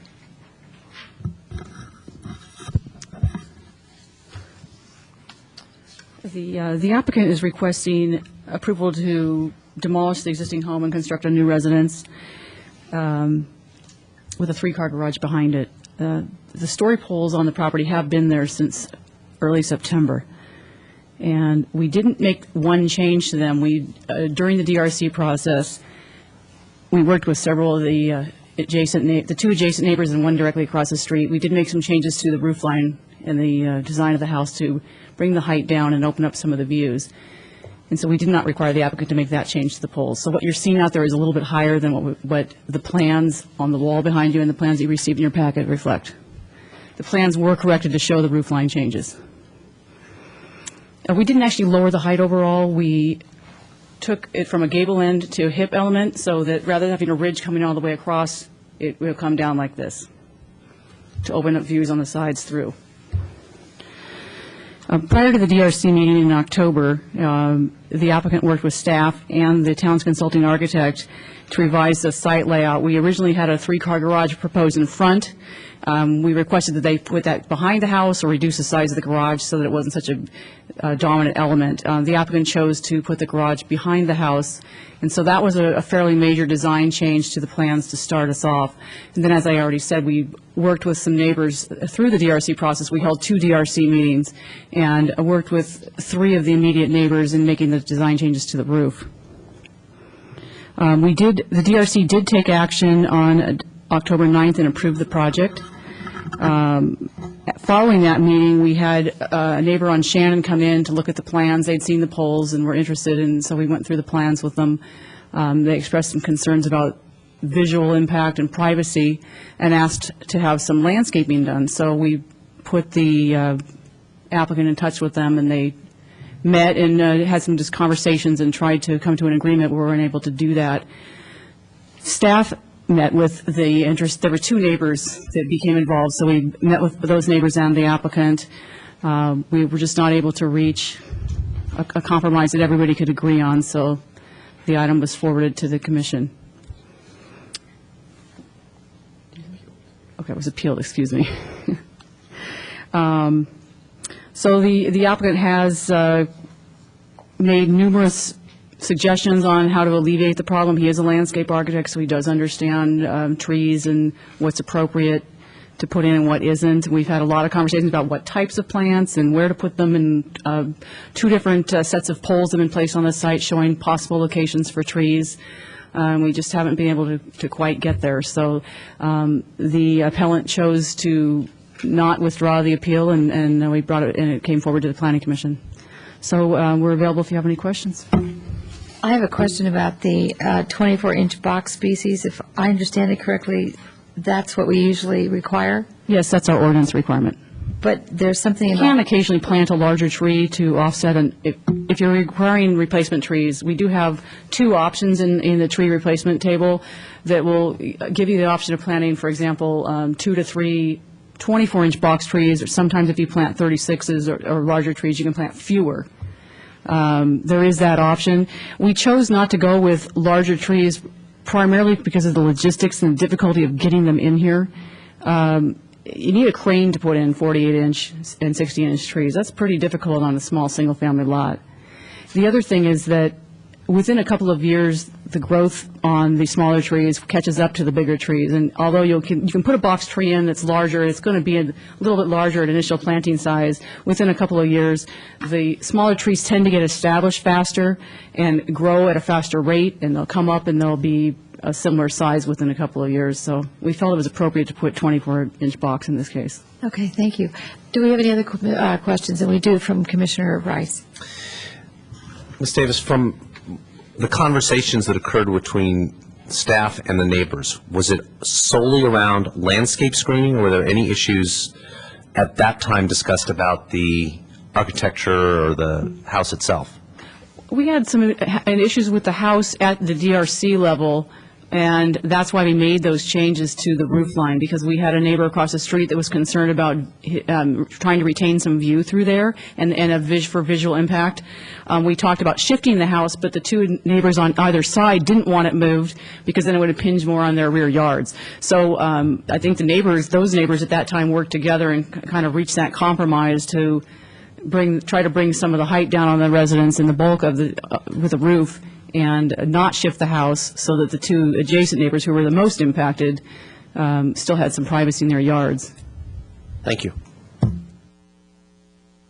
Commissioner Bourgeois.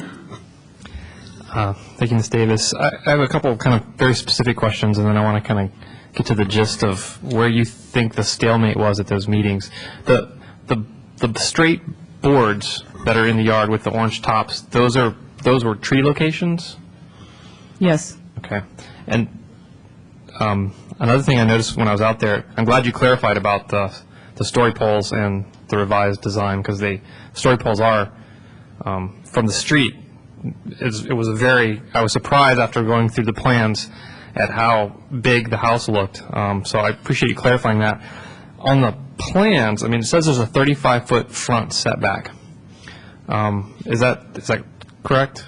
And the reason I ask that is because on site plan A1, that setback, 35-foot setback line is at an angle from the street, and it doesn't seem to point to the front of the house. It was a little confusing.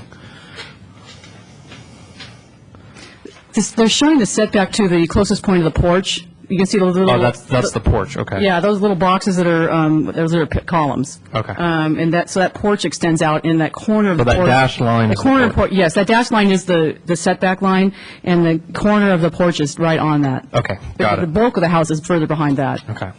So I guess thanks for clearing up those details for me. But my bigger question is, in your opinion, where was the stalemate between? I mean, some of the proposals that I saw for landscape screening seemed pretty reasonable and a little creative by using landscaping different neighbors' yards.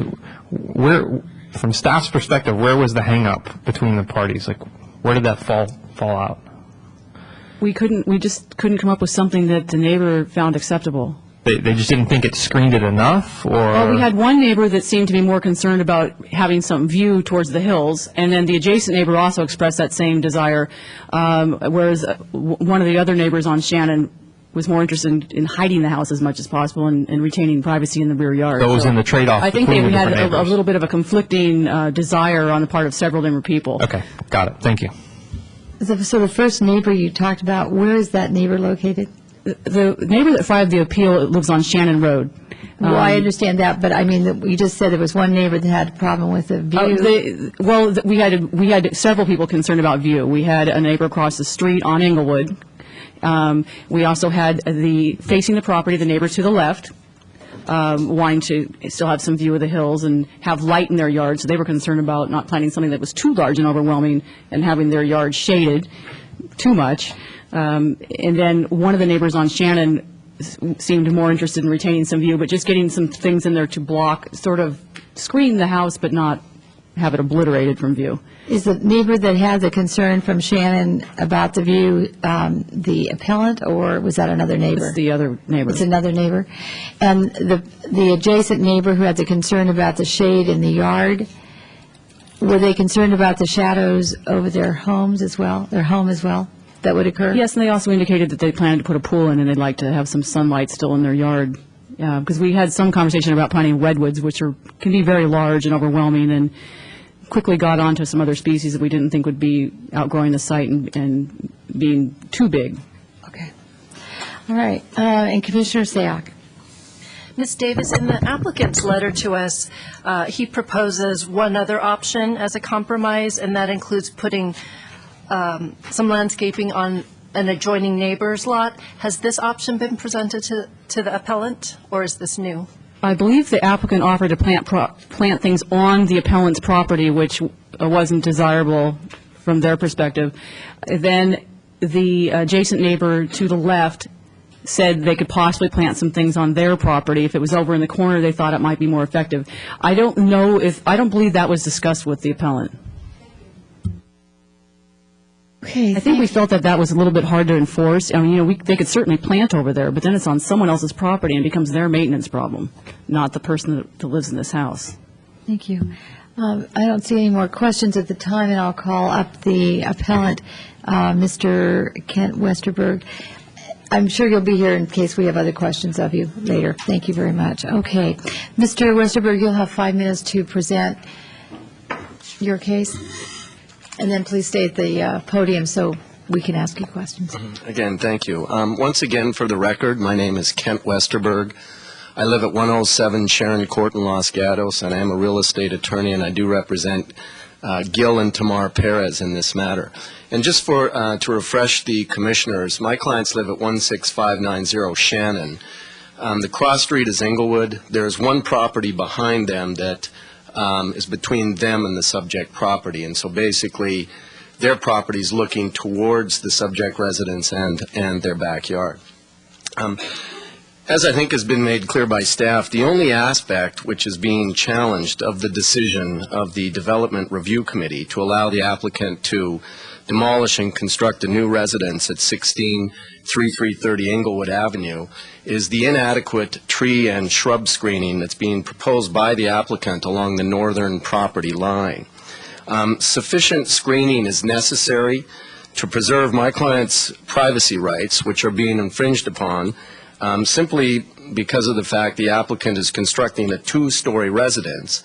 And if it's left unscreened, that resident's going to have direct views into my client's, not only their yard, but into their living room. As I see it, the dispute really boils down to this, and it's not a complicated one, but the applicant is either unwilling or, as stated, is simply unable to install anything more than two 24-inch box trees and 15 15-gallon shrubs.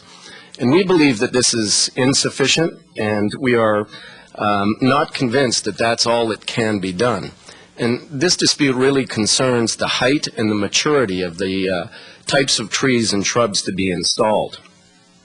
We believe that the trees and shrubs that will mature to at least a 25-foot minimum are necessary to protect our client's privacy rights, and that such trees and shrubs can be planted now with such maturity that by the time the home is constructed in about a year's time, when someone's actually living in the house, the trees and shrubs will be tall enough to protect, to sufficiently screen the house and protect our client's privacy rights. Now, the applicant admits in their paperwork that what he is proposing will take at least 3 to 4 years for the trees and shrubs to mature. And that means that during that 3 to 4 period, my client's going to have no screening and will have an infringement upon their privacy rights until these trees and shrubs can grow to a sufficient height. And they're also acknowledging that what they're proposing to put in will only mature to approximately 15 to 20 feet, and we think that's insufficient. Now, we believe, and I haven't had an opportunity myself yet to confer with the landscape architect. I think Tamar Perez may have some comments about that. But I am trying to confer with the landscape architect. But I believe that trees such as an Italian cypress or other shrubs can be easily planted in the areas in question, and that there's sufficient room for requisite trees and shrubs that will grow to a sufficient height to provide the sufficient screening we need. Now, we recognize that the applicant has worked with the town and has worked with other neighbors to accommodate their concerns. He's agreed to move the garage to the rear of the property. He's agreed to reconfigure the roof, and we're only asking that he work with my clients, and we should be able to work this out, to put in trees and shrubs that satisfy him. And as I understand it, too, the applicant's not going to be living in this property. He's going to construct it, sell it to someone else. My client's been living in this property for some time, and they're going to have to deal with this down the road. And today, the planning commissioners, Ms. Telesfor and Mr. Kane, came out to the property, and they were able to see, I think, firsthand the staging poles and how, without sufficient screening, there's a direct, wide-open view from the second story of the proposed residence, not only right into the backyard of my client's property, where their children play and they have a pool, but it also goes directly into their living room. And unless sufficient screening is put in place, there is an outside concern of my clients that if the day ever comes that they need to sell the property, that there might be a diminution in value. Nobody wants to be in a house, I think we can all appreciate, where the neighbors can, look into your backyard where you're entertaining, playing in the pool, or looking into your living room. So, having said all of that, we respectfully request that the appeal be sustained so that we can work with the applicant. I simply think that we should be able to work something out with him that will accommodate everybody's concerns. So those are my comments, and happy to answer any questions. Okay, thank you very much. Do we have any questions for, thank you, Commissioner Bourgeois and then Commissioner Sayoc? Thank you for your presentation and for being here tonight in the absence of Mr. Perez. So I'm trying to get what you think, or from the Perez perspective, what the solution is. Yeah, well, and it sounds like what you're suggesting is trees that go to a greater height than what was being proposed, perhaps more trees, perhaps larger tree size at installation. And if those conditions are met, are you satisfied? Yes, Commissioner, I think the issue really boils down to heights of trees. As I understand it, what the applicant's proposing are trees and shrubs that will only grow to 15 to 20 feet. Now, we're going to hear from him, I'm sure. And we believe we need something a little higher because of the height of the house. And also, the other concern is what they're proposing, and I'm not a landscape architect and certainly not an expert in the area. The other concern is what we put in now. Is it going to be high enough so that when it grows and someone's actually finally living in the property, is it going to be high enough? It's my understanding that what's being proposed now, it's going to take years for it to grow to be high enough. So there will be years where my client will be subject to having problems with views from this other property. So it's height and maturity of trees. And I think we're going to hear from the applicant, too, because of this driveway he's installed, and he has offered to reconfigure the driveway to put in about a 36-inch space. And I think we're going to hear from the applicant that he believes he can only put in 24-inch box trees. That's not my understanding. I do think other trees, obviously I don't think a redwood's going to fit in that area. But again, I'm not an expert. I know that evergreens have been proposed. But I know Italian cypress, those are not a wide tree. Those can grow very tall. That's just something out there that I think. And in fact, I was at the property today for the first time, and I noticed, I believe the adjacent property owner has about 25, 30-foot Italian cypress trees. They provide, obviously we need a tree that doesn't drop its foliage in the winter, or we'd lose the privacy in the off-season. So it's trees of that nature. Evergreens might work, Italian cypress, but I do think there's sufficient room there. And the driveway is only a concern in one area. If you look at the map L2, he's kind of marked out where, and I do believe that the staking is in the right area where the commissioners were out today, and we're not objecting to the location. We're not necessarily objecting to the number. It depends on the tree and the type of shrub that's going to be put in there.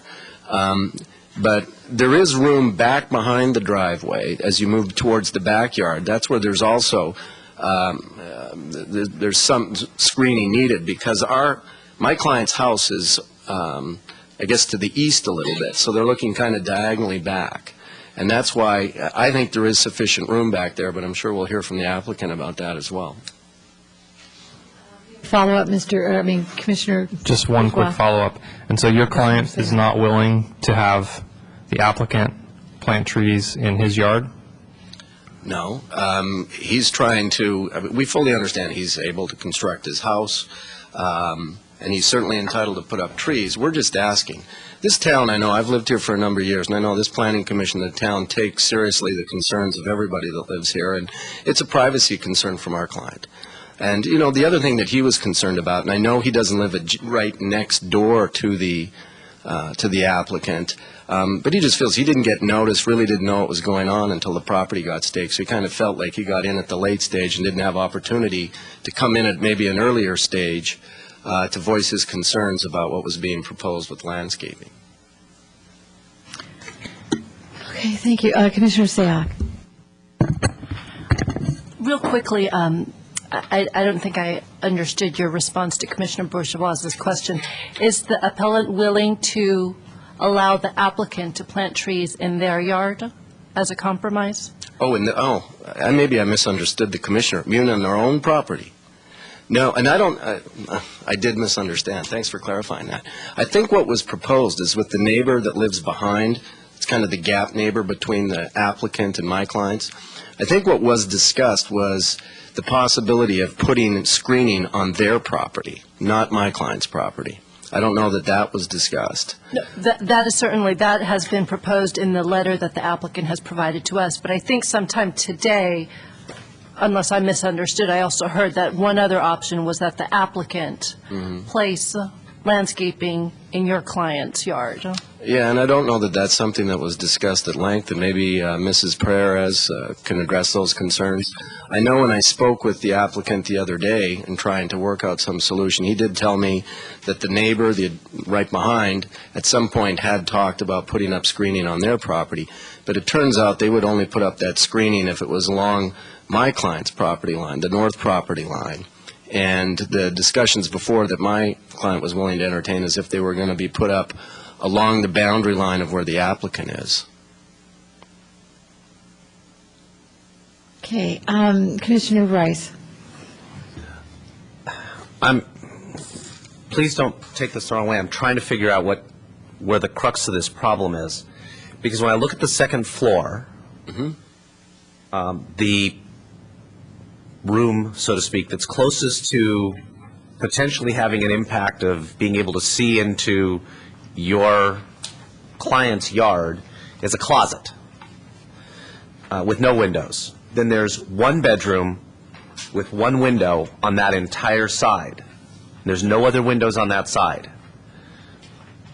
I'm not sure I understand what they're expecting a house that's 2 lots away to be able to see, because even from that bedroom, and I could be missing something here, but they'd have to look over the roof of the house next door to be able to see, and it would probably be into the Perez's next door neighbor's yard, not the Perez's yard.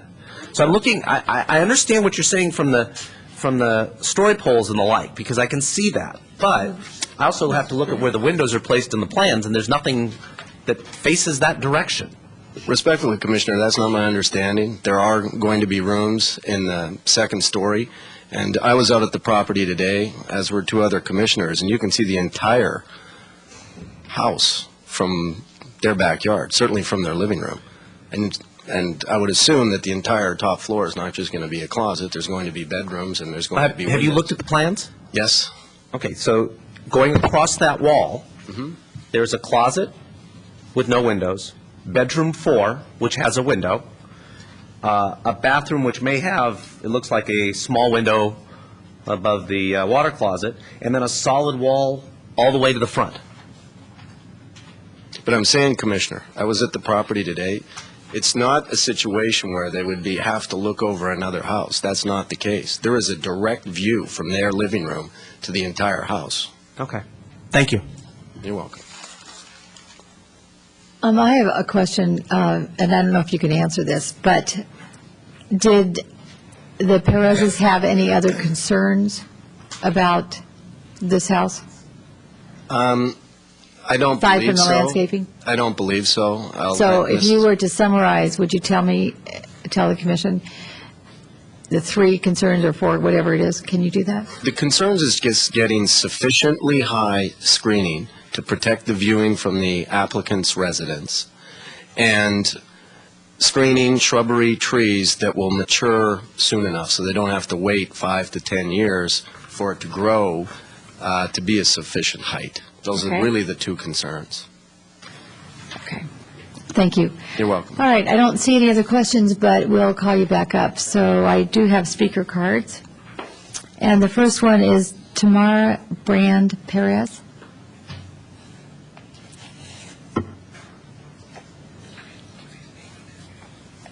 And would you please tell us your name and your address? My name is Tamara Brand Perez, and I live on Shannon Road, 16590 Shannon Road. Oh, okay. Thank you very much. So I think that I feel that You are, I'm just going to clarify something. You do live in the house that, I live in the house that Yes. Kent was representing. yes, thank you. And I really feel that we need to just a little bit more time to be able to solve this not very big of an issue, and I believe it could be solved. And I think that it's a lot of it is just because we did not have sufficient time to go through the motions with Patrick, and we did make quite a bit of progress. We have spoken to Patrick a few times, and I believe that a couple more meetings would probably take care of it. We just didn't have that time, and that's the reason that it came up to here. This issue is very important to us. It is our home. I've lived in this house for 8 years, and I would like to live here for a lot longer. And the reason I bought the house was because of this beautiful view and privacy that I had. And I will be giving all this up. And I'm willing to compromise. I don't have a problem with it. And I understand that things change, but I want to reach an agreement that is acceptable on both sides. And I would like to have beautiful trees that when I'm sitting in my living room or in my backyard, I'd be able to look into these beautiful trees instead of at a big house that is very big compared to other homes in that area. And I think it's possible to find a solution. Thank you very much. Wait a minute, we'll just stay here, Ms. Perez. Thank you. Do we have any questions, Commissioners? Commissioner O'Donnell. Thank you. We asked a question before of your attorney, so now's a good opportunity for you too.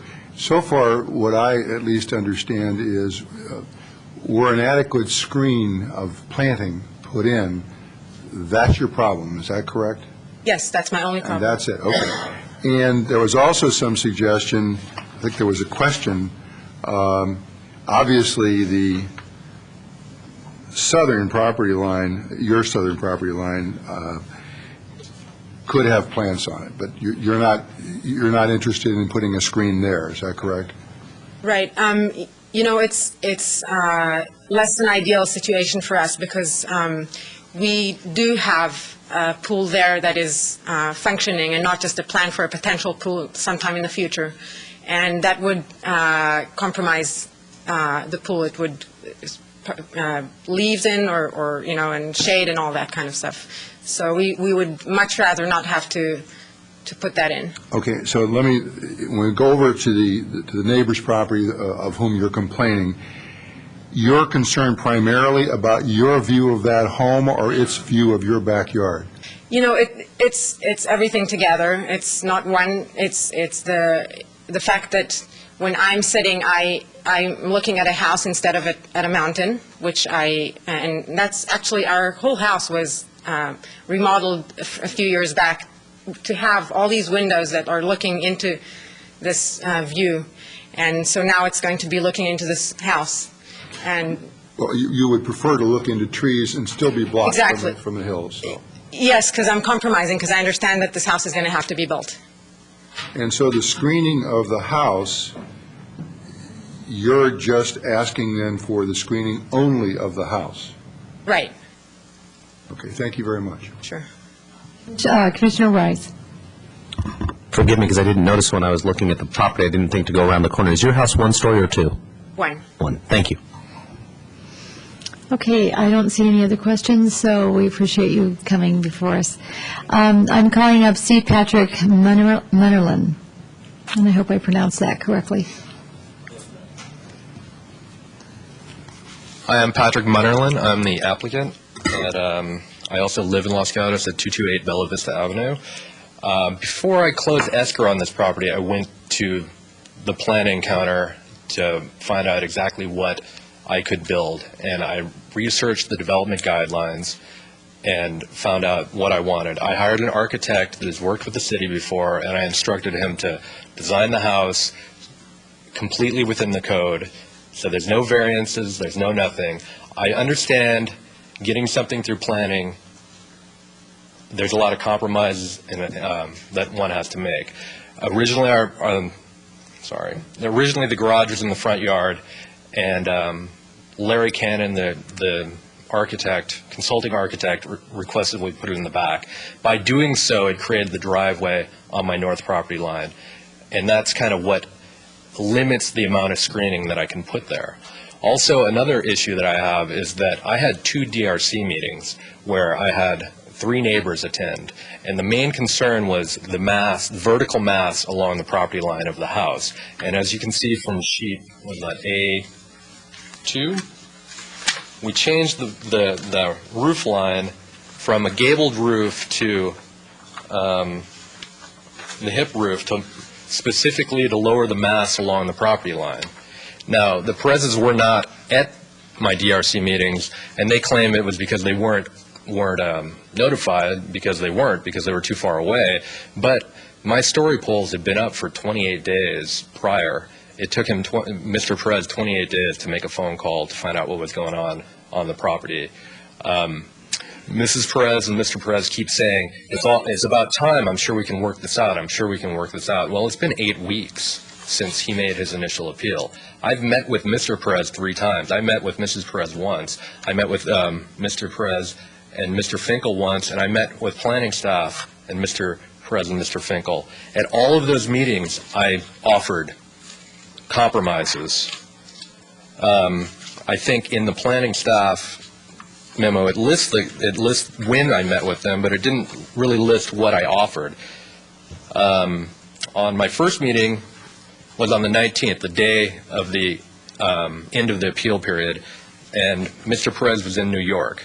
He had called me 2 days before the appeal ended and told me he was in New York and he couldn't meet with me. So I met with Mrs. Perez, and at that time I was kind of desperate to come to an agreement prior to the appeal period ending, so I offered to plant 4 24-inch box redwood trees, and I offered to erect story poles to show where they were. They went ahead with the appeal. Then I met with Gil at his house on the 22nd, 2 days later, and he wanted me to plant. I'd like to hear the rest of your sentence and also your thoughts. Thank you. Okay. So please I didn't continue. know I had a time limit. You did. It's 3 minutes. Okay. Anyway, I've met with them plenty of times, and I met with them with planning staff, and we cannot come to an agreement on this matter, and that's why I'm here at the Planning Commission. Unfortunately, I'm glad Lisa's here to talk about her property. Okay, do you mind staying there in case we have other questions? Okay. Commissioner O'Donnell? Perhaps you were going to get to this and didn't have time, but could you describe to me what you would consider your last best offer, so to speak, on screening to address the problem we've heard tonight? At my meeting with planning staff, Ned, or Mr. Finkel and Mr. Perez, I offered to plant 15 15-gallon pittosporum tenuifoliums that grow to a height of 25 feet. I offered and then I offered 2 Arbutus marina, which is an evergreen broadleaf tree that grows to a height of 30 feet. Mr. Finkel agreed to the solution. Mr. Perez turned it down. During that meeting, I also agreed to pre-purchase the plant material and store it on my property during construction so that it could grow to a mature height. Now, I made that offer because I was trying to get it approved, but I'm concerned about the impact that it has on my next-door neighbor, the Casachas, because they were at the DRC meeting, and I made the agreement to lower the roof line for them, and now I'm turning around and putting in a 25-foot tall hedge. So it seems like I'm in order to do that, I have to throw out the agreement that I made with my next-door neighbors. Let me just follow up a little bit on that. Okay. I understand you're having worked out a deal with your next-door neighbor and not wanting to violate that. Mm-hmm. Is there no way, forgetting for the moment the kinds of screening, is there no way you can erect a screen which would not infringe on your agreement with your immediate neighbor and yet block, as I understand it, the two-way view between Perez and your lot? We lowered the height of the roof on the property line from 28 feet down to about 20 feet. They're asking me to put in a 25-foot hedge. So I don't think what they're wanting is compatible. Okay, but let's forget what their exact, we're here today to try to see something reasonable. You're saying your roof height is 20 feet? No, it's roughly, it lowered, my architect, what? At the eave. Sorry, this is my architect. At the vertical height along the property line is, I'm sorry. He has a speaker. Excuse me, you do have a speaker card, and would you, why don't you come down? I'll give you a couple of extra minutes. I think, Mr. Suda, I want to make sure of this, but as a planning commission looking at this application, we can ask questions that are outside of what the issue is as far as the appellants. That's correct. That's correct. So we can ask the architect building questions and et cetera, et cetera. That's right. Cite the whole thing. That's right. Okay. So just for you to know that, Commissioners, that you're allowed to go beyond the hedge. My name is Greg Kamahar. My address is 5822 Dressler Circle. I'm the architect for the project. To help clarify what Patrick was referring to, we refer to sheet 86 of the drawings. On the bottom it has the initial let elevation, and that side of the house initially was a gabled elevation, and that's the 28 feet that Patrick is referring to. What are we looking at? The upper elevation is the approved let elevation, which shows that side of the house, which is hit. So basically, the height of the wall, the two-story wall, on that side of the property, which is the north side, lowered from 28 feet to 20 feet because we ran the eave with the rafter tails across that side, eliminating the triangular gable roof and the wall height as well. Well, let me, you might as well both stay there. It makes it easier, I think. Yeah, I was going to say, thank you. I'm just trying to visualize, again, a screen that, one, is not overpowering for the immediate neighbor and yet also shields the Perez lot. Do you have an opinion as to how high that would be to effectively screen the Perez view of the house and the occupants of the house view of the Perez, and yet not be overwhelming for the immediate neighbor? Well, I think it would have to go up to, for a privacy concern, it would have to go up to the second-story window height. For a screening concern, in discussions with Mr. Perez, he wanted it as tall as the house. What's the top elevation of the window?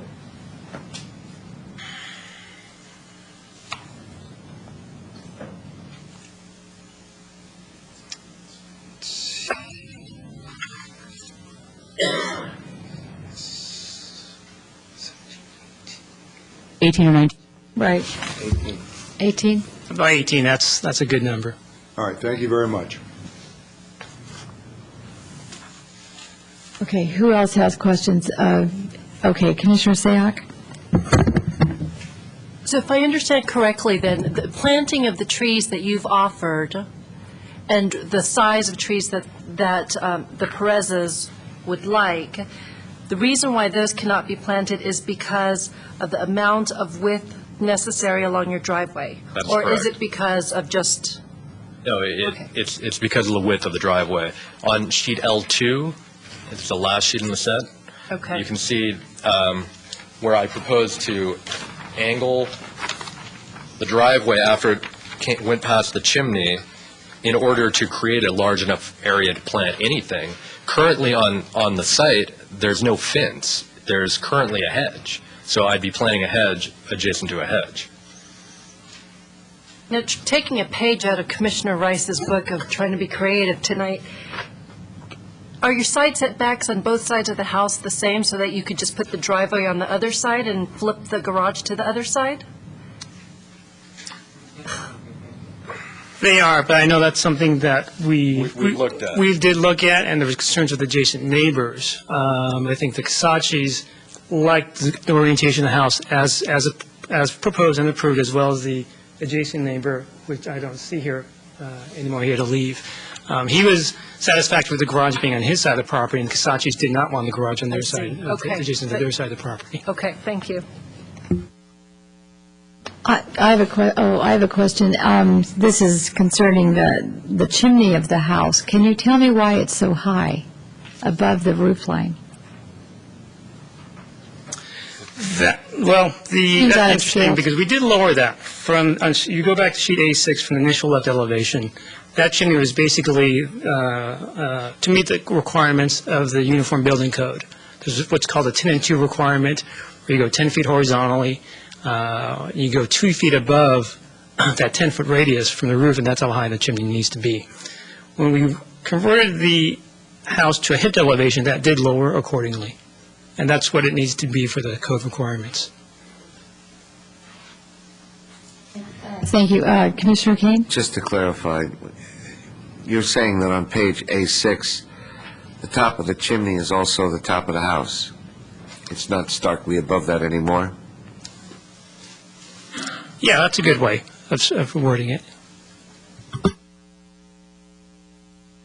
Okay, thank you. Commissioners, do we have any other questions of Commissioner Bourgeois?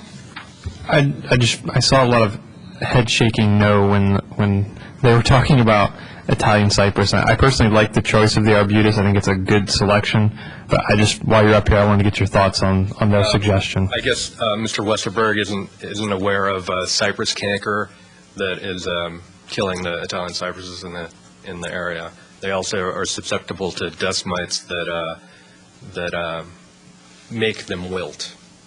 Have you seen them wilting? The dust mites make that happen. So they're not the cleanest species to be used. And I personally would not use it on any of my clients' projects, and I'm definitely not going to use it on my project. Okay, let's see.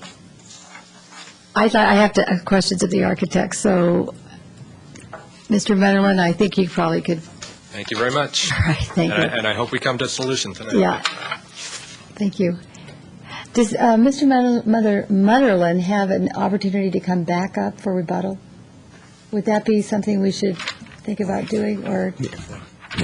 Council has typically allowed both appellant and applicant to come close. back up? Thank you. Okay. All right. So, yes. Just so we Commissioner understand, somebody O'Donnell. gets the last word, and that is normally The appellant, right? yes. Okay. Thank you. Right.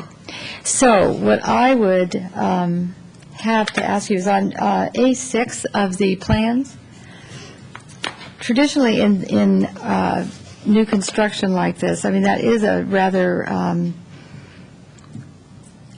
large plane of house on that side, and we'd like to do 360 architecture. So what I'm wondering is, I see to the back of the house that there are rafters under, looks like an eave, and often to break up this mass, we have done something like, well, belly bands or maybe continuing an eave look. And the reason I'm asking this question is that when, visually this house presents itself rather large, And what this has to do with the appeal is that it is in front of us, and I'm allowed to notice some of these design features, and this one pops out at me. So my question to you is that something that you would be able to address in the design? Certainly a belly band would be... It's a refinement, I'm sorry? Yeah, certainly a belly band would be something that would be very easily accommodated. You would have to pay personal attention to how it gets wrapped around towards the front of the house. Right. Whether it dies at the chimney, that might be adequate, and how it wraps around the front elevation, it may not necessarily work very well. Okay, I would like for that to be looked at if that's possible. Okay. Thank you. Commissioners, does anyone else have a question of the architect? Okay. Seeing none, thank you. I did submit Do you a have something speaker else to card. add? Yeah, because I didn't want to add one more thing. It had to do with what Commissioner Rice was referring to. If you look at sheet L2, he was bringing up the issue of the privacy of how this house and what rooms look down to the Perez's property.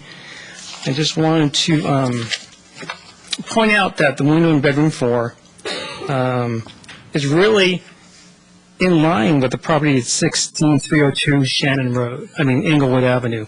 So it's basically 2 lots over from the Perez's property. Thank you. Thank you. Okay, the next speaker is Lisa Casacha. Thank you. I'm Lisa Casacha, and I live at 16316 Englewood. If you're looking at the Munderlands home, we are to the left, directly impacted. I want to clarify one thing, that it was said that we were mostly concerned with shade, and that's not the case. It is the view of the hills. If, in fact, trees are planted alongside or in between our 2 homes, we will not be able to see the hills at all. We have a clear view at this point, and it is just a hedge that separates the 2 properties. Also, we are putting a pool in. Should there be trees in there, it's going to be an issue for us in our pool. The other thing is we also have children. The home and the way that the windows are situated does not impact our backyard. So we don't have an issue with them looking in our backyard. Let's see what else here I wanted to say. I know they've been going round and round, as we all have. We're trying to get a resolution to it. What we have proposed as the neighbor is we will allow plants and trees to be planted on our side. So it will be between us and the Perez's on our yard. Granted, some that do not shed a lot, some that you could see through, whatever would be clear but would help them to block that. But I do not want trees on our side. Okay. Do we have questions? I think we do. Commissioner Bourgeois, Commissioner Sayoc, did I see your hand up? Okay, and then Commissioner O'Donnell. Okay, would you please stay at the mic? Thank you. Commissioner Bourgeois. Thank you for taking your time to be here and for your input. So the proposed house, you don't have a problem with? No, not at all. The trees that you're opposed to, have you seen this proposed sheet L2 where they have 2 24-inch trees? They're beyond the edge of your corner of your house. Have you seen this? What are your... I've not seen that drawing, but I look at the story poles every day. I don't think the story poles reflect this. They do? Okay. And so with the location of those trees, you're not happy with that? Not at all. Okay. Not at all. All right, thank you. Okay, Commissioner O'Donnell? Let me understand what I've understood as your offer here. Sure. When you plant whatever you're talking about planting along, and maybe my map is wrong here, but it looks like the northerly property line. For how long a distance? I see where the Perez's property, it's really their easterly, although I guess it's on this map it seems to be, yes, it'd be their easterly property line, and then let me make it easier. Right. How long a stretch of planning are you talking about? I mean, how do you visualize this? Right. When you look at the back of our yard, on the left-hand side, we have trees that are planted that go all the way up to, I don't know, maybe it's the beginning of the Perez's yard or halfway, a quarter, I don't know. And then there's a gap. We're willing to go from all the way. That's fine. I mean, that's going, what? Confused at now is, we've just heard that they can see the house, but you're telling me you already have trees. No. Where they are, if they look out, Uh-huh. they can see the house, yes. So what we're saying is, we'll plant trees on our side, on the left side, so that they do not have to, they'll see trees. No plants, trees over here, so we can still see the hills. And how tall are the trees that you now have? Oh, they're very tall. I don't know. Higher than 25 feet? You've seen them, probably, yeah. Okay, I think I understand. Thank you very much. Okay.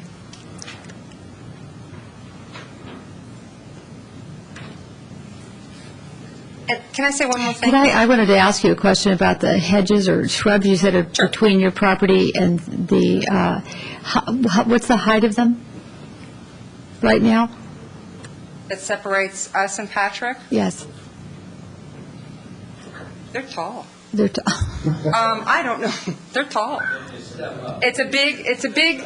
I was out there today, but I cannot. It's a very thick. They didn't have fences back then, so it's a very thick hedge. I see. Very tall. Now, so is there a we fence? can't see. Pardon? There's a fence now? I can't remember. No. We have like a wire fence, but Okay. you don't see. That's fine. Okay, great. I just want to say one thing. What I don't quite understand about this whole thing is we're right next to Patrick. We're trying to help. I don't think it's fair that we have trees right here that we look at from our kitchen, from our living room, from our backyard, that all of a sudden we have to plant trees in here that ruins our view to block their view over here. When we're saying, we'll take the trees, we understand that you want to see, you don't want to look at the house, I get that. So we'll take those trees, rather than here, put them over here, and we'll put them on our yard. You don't have to maintain them. We'll help you out, we're trying to make it work, but don't block our view because you're over here. That's not fair to us. Okay, Commissioner Kane and then Commissioner Bourgeois. What I'm not understanding is what happened to your proposal? Is it on the table? Is it being discussed? Did they reject it? They turned it down, they didn't want it. Do you know why they did? I do not know. I did not have direct communication with them. Okay, thank you. Commissioner Bourgeois. Okay. Thank you very much. I don't think we have any other questions at this time. Appreciate you coming out. My last speaker card before I call up the applicant and the appellant is Ned Finkel. Thank you very much for waiting.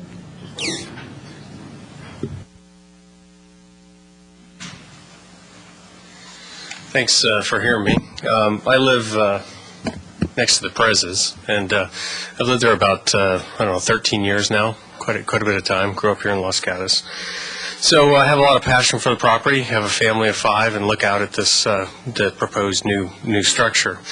I think the simple issue from my perspective is an attempt to get some privacy and some screening from this new property, and I appreciate the way you guys are narrowing down on that. And we have lost, in any sense, a good section of our view. We've kind of been moving past that in the months since we've seen the storyboard poles go up. The discussion of the offer of the neighbor in between us, Steve and Lisa, I hadn't seen until I saw that in the letter in the 3rd. So that hasn't been vetted or worked on, and so we haven't really given that kind of a tryout. I'm a little uncomfortable with it because it introduces us into I have a good neighbor relation with them. I don't want to get, stress that. I kind of thought we could resolve that with the new people building the new home, so that was my preference. I think that's probably the bulk of my thoughts. I mean, I've lived there for a long time. All these views are affected now. We're looking at windows that look into our home. So it's a privacy issue, even if I set aside the view. I was having a sidebar with Mr. Suda, so would you Okay. please show me where your house is on this map?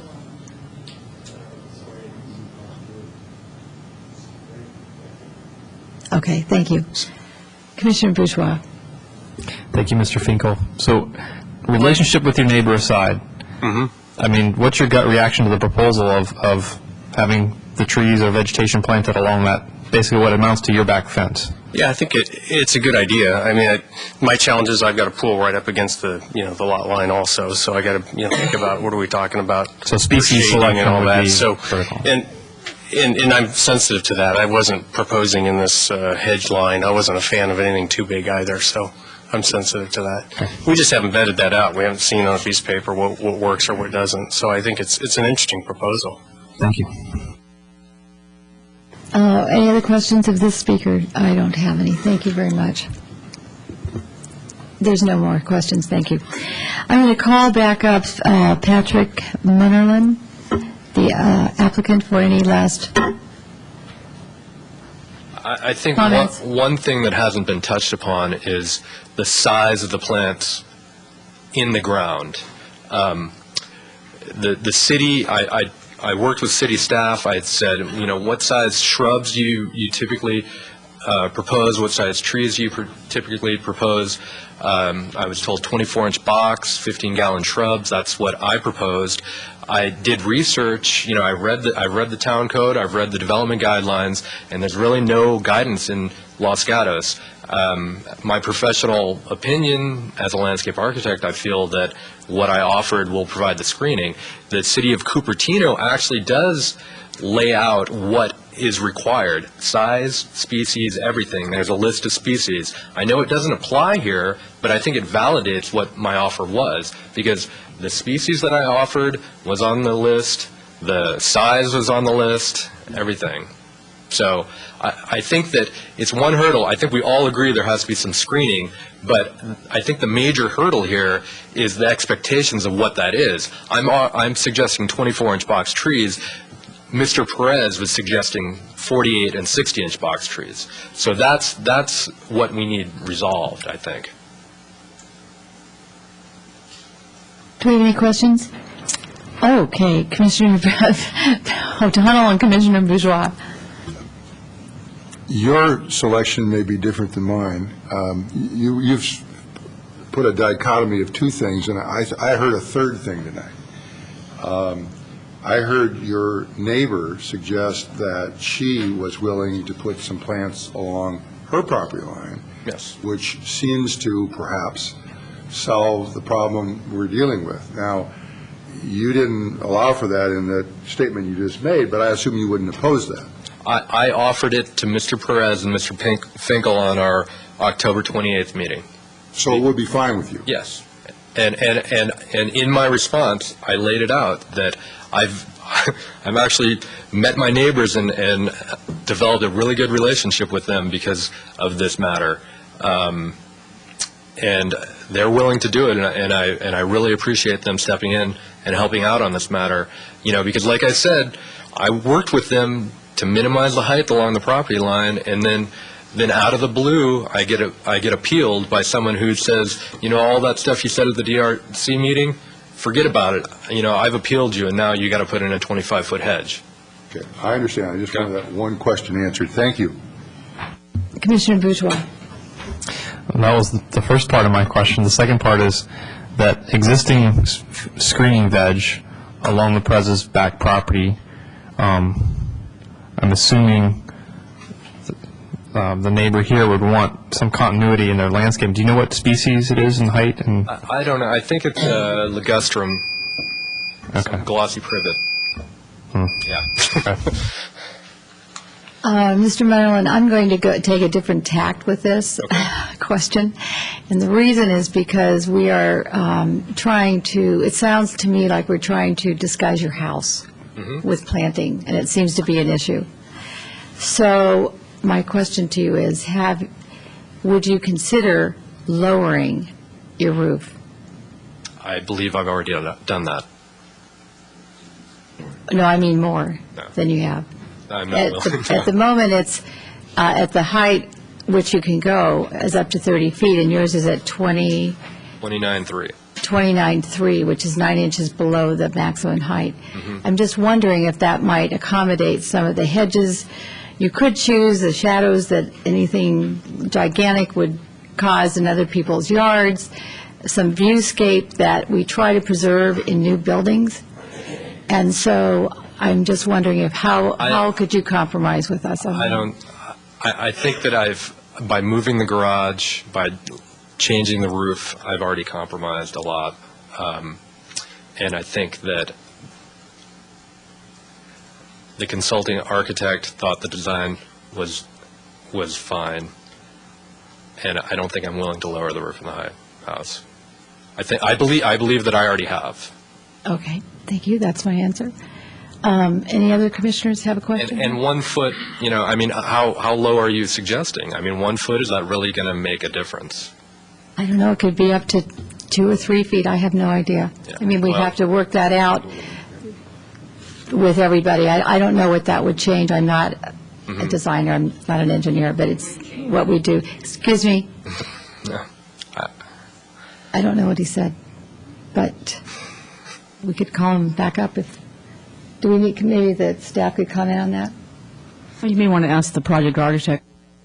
I do think it will compromise the design of the house if you can't just squish the roof down. You have to, but the architect may be able to give you a better answer on how he might accomplish a height reduction. Mr. Suter? I do think it would be difficult to achieve any substantial reduction in the height, especially in the range of 3 feet, as I heard Commissioner Kane throw out there. It looks like the plate height on the first floor is around 9 feet 6 inches. The upper floor is around 8 feet 6 inches. You can maybe squeeze another foot out of this. The roof is already at 412, which is typically the minimum slope that we would approve, so you may be getting another foot out of the structure, but nothing on the order of 3. Was there an issue, I mean, would it be different if let's say you went from a gable to a hip or a hip to a gable? Which one? We already required That lowered it somewhat to, okay. Well, what that does is it reduces the wall plane, so it puts the highest point of the roof in the middle of the house rather than exposing it at the outer wall. Right. To be creative here. I don't have any other questions. Does anyone else? No? Thank you very much. All I ask is that I'm willing to do whatever the Planning Commission, as far as landscape-wise, I'm willing to follow whatever the recommendations of the Planning Commission are. Thank you. Thank you for being here. Mr. Westerberg.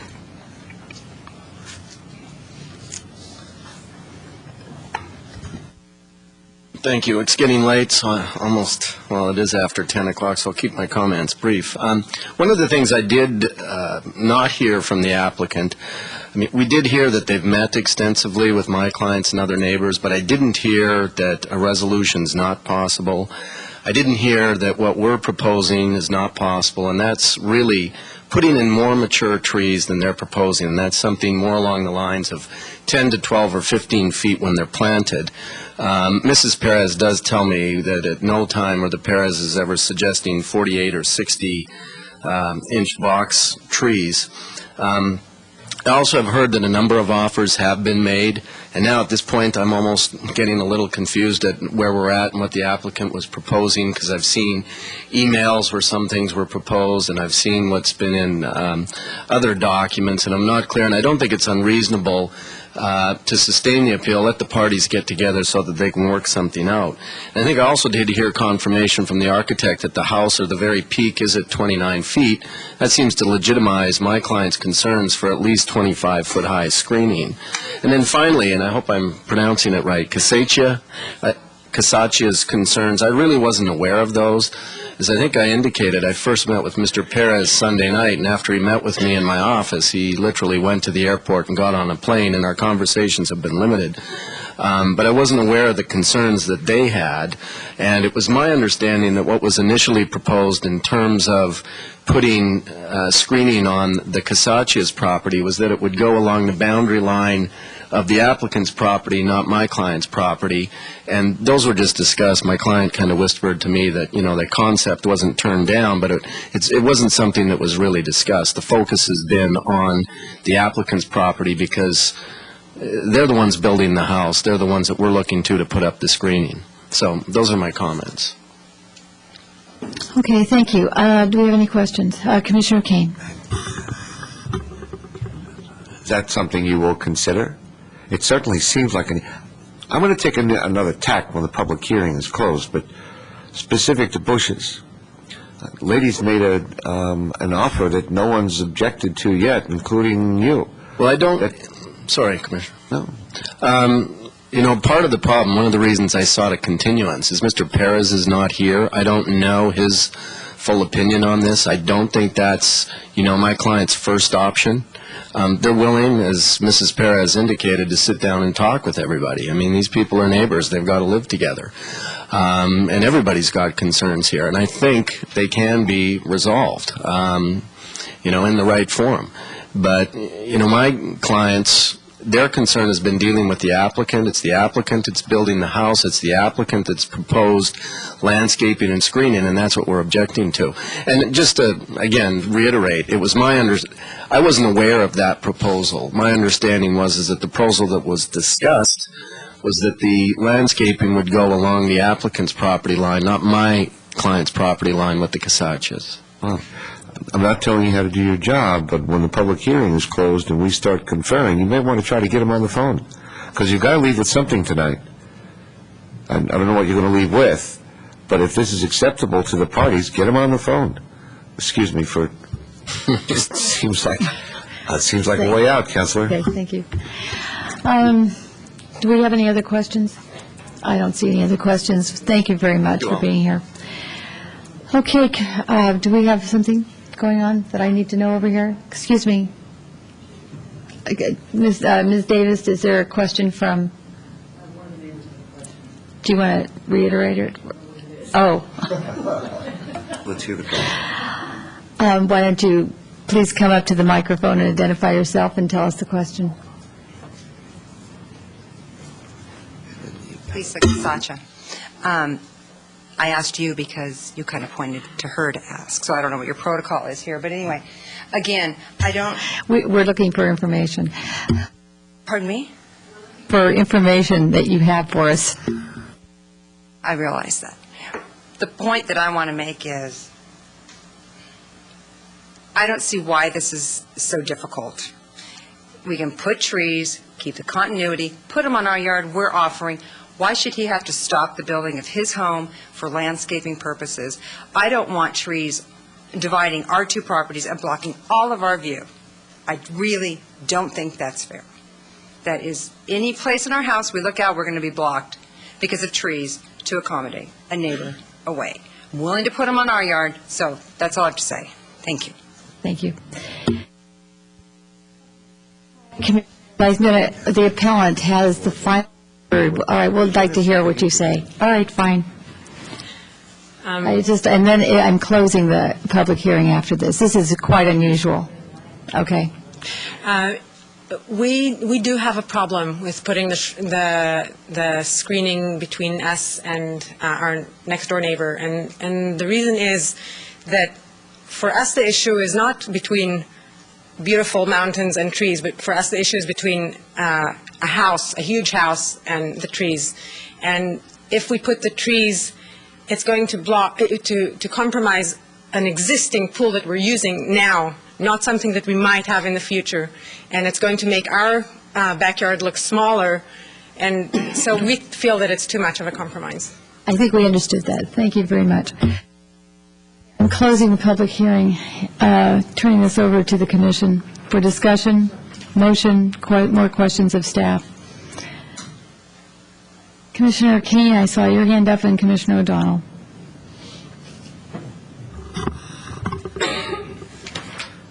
Mr. Suda, earlier, something I said didn't come out right when I was talking about the process from the planning department in reaching whatever decision they did on the other case. I wasn't impugning or accusing or any of that. I think we misunderstood each other. But on this one, I think you will understand me. I drove up and down Shannon, and I drove up and down the subject street, and we're changing neighborhoods. We are changing neighborhoods, and I'm not sure we're supposed to be doing that. We have a lot of language in here about preserving, protecting, and enhancing. Passionate words in the general plan. I don't want to make another speech, but this is serious. That whole neighborhood is changing. They have one-story houses, they're going to two. I think this house is huge. I would have loved for this house to come to Planning Commission as a natural matter of course. We could have given guidance prior to this. Avoid demolitions. If allowed, the replacement house should be similar in size and scale as the original and maintain the neighborhood character. Everything in here says maintain the neighborhood character. There's even a provision that says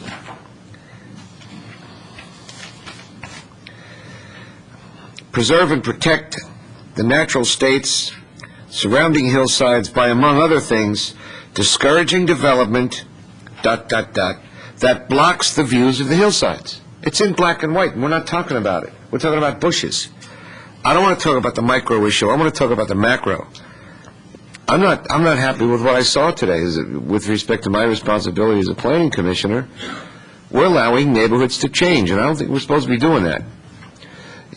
The demo says don't demo unless, and then gives conditions. But if you have to, if you really have to, the house should be similar in size and scale. The subject house is twice the size of the existing house. That's not similar, and it's 2 stories. The one existing is 1 story. That's not similar in size and scale. I don't understand what's happening to our neighborhoods on some of the recent projects that seem to be in conflict with this language, and I need some help with that. I'm not going to quote the other chapters and verses because there's a lot of language in here about preserve the neighborhood. We have a lot of new houses in that neighborhood that don't look like anything that was there before. Were you asking a question of Mr. Suda? I'm getting to the macro issue here, not the bushes. Okay, that's fine. But My question to you was, were you asking a question why is of... the house blocking the view? Why is the house not conforming with the demo language? Why is the house huge and out of context, seeming with neighborhood compatibility? Mr. Suda, I believe Mr. Kane was addressing the questions to you, and then we'll get to the rest of the commission. I'm sorry, Mr. Rice. You can... When compatibility issues have gone to the council, the way staff has explained our process to the council is we look at compatibility 2 ways. One is a qualitative analysis, and the other is a quantitative analysis. We look at the numbers, we look at the floor area ratios, we look at are there other 2-story homes in this neighborhood, and there are. We also look at this qualitatively. We rely on the advice of the town's consulting architect, who made various suggestions, including moving the garage to the rear, changes to the detailing. We rely on input from the public process, through the public hearing process. We heard that input at DRC. We responded to that input, and the applicant was willing to make changes to the architecture. It's a balancing act. You have that particular policy that Commissioner Kane is relying on. You also have numerous policies responding to the fact that one of the driving goals of the general plan is to achieve neighborhood compatibility. The council's direction on this issue is that statement or that goal in the general plan is not to be held in absolute. It's to be read in context, and that's what we believe we did here. Thank you. I'm going to go to Commissioner O'Donnell in line, and then Commissioner Rice. And we refer, whatever it is, we want to hear it. Everyone does. I'm not going to speak to demolition. I'm going to speak to the so-called micro issue. I think we have a solution here. One question was, if you have the trees or plants or whatever they are planted on the neighbor's property, we have no enforcement tools because it's not part of a condition, because it's not imposed upon the party over whom we have jurisdiction. And I think that's correct, except that the way around that, of course, is when we talk about a privacy right, I'm not aware of the privacy right that we're talking about. I find nothing in our ordinances that gives someone this absolute right that is being discussed. All of us who live in this town, one time or another, notice a house or another improvement go up, and there's always a compromise being made. So there is no absolute privacy right. Secondly, if there were a privacy right, this house is far enough removed from the other house that it would be hard to find the invasion of that privacy right. But the solution is here. The appellant can plant trees on their own property if they're worried about the enforcement on the neighbor's property, but we have an offer from the neighbor to plant here, and I think the neighbor, as I understand it, would within reason plant plants that we think are the kind they should have and that are reasonable. So that problem, I think, would be solved, and I do think it's a bit unfair to ask the neighbor who's gone through the process, who has been cooperative, to allow trees to block her view. What I understand the appellant is interested in is, unfortunately, perhaps can't protect the view, but doesn't want to see the house, and doesn't want the house to see them. I think we have a good solution on the table, which is the screening on the neighbor's property, or if the appellant is concerned about the enforceability of that, all else failing, they can put it on their own property, and then they have no enforcement problem. I don't think we're at a point now where this appeal ought to be getting into the redesign of the house, and so I personally would not go there. Thank you. And Commissioner Rice. First of all, I want to go back to Commissioner Kane's macro issue of the neighborhood, because I share the concern. However, I would also note for the public that may not recognize it, that the vast majority of the properties in that particular neighborhood are not in the town, and that we actually do not have purview over what a great percentage of what has happened out there. And we know that, but they may not. Second thing, with regards to this specific appeal, if I have to look at what an immediate neighbor is comfortable with versus what a neighbor a couple of 100 feet away is their concerns, I'm going to be much more sympathetic to the immediate neighbor. And I think that what Commissioner O'Donnell just stated is correct, that the neighbor has been incredibly agreeable to planning something on her property or their property, which we don't have enforcement powers over. And I'm ready to make a motion unless somebody else has some comments. Does anyone else have any comments? I have a comment, and I'm just concerned that in a case like this, the Planning Commission doesn't have the opportunity to review some of these applications, especially when there's a demolition involved and a proposed replacement.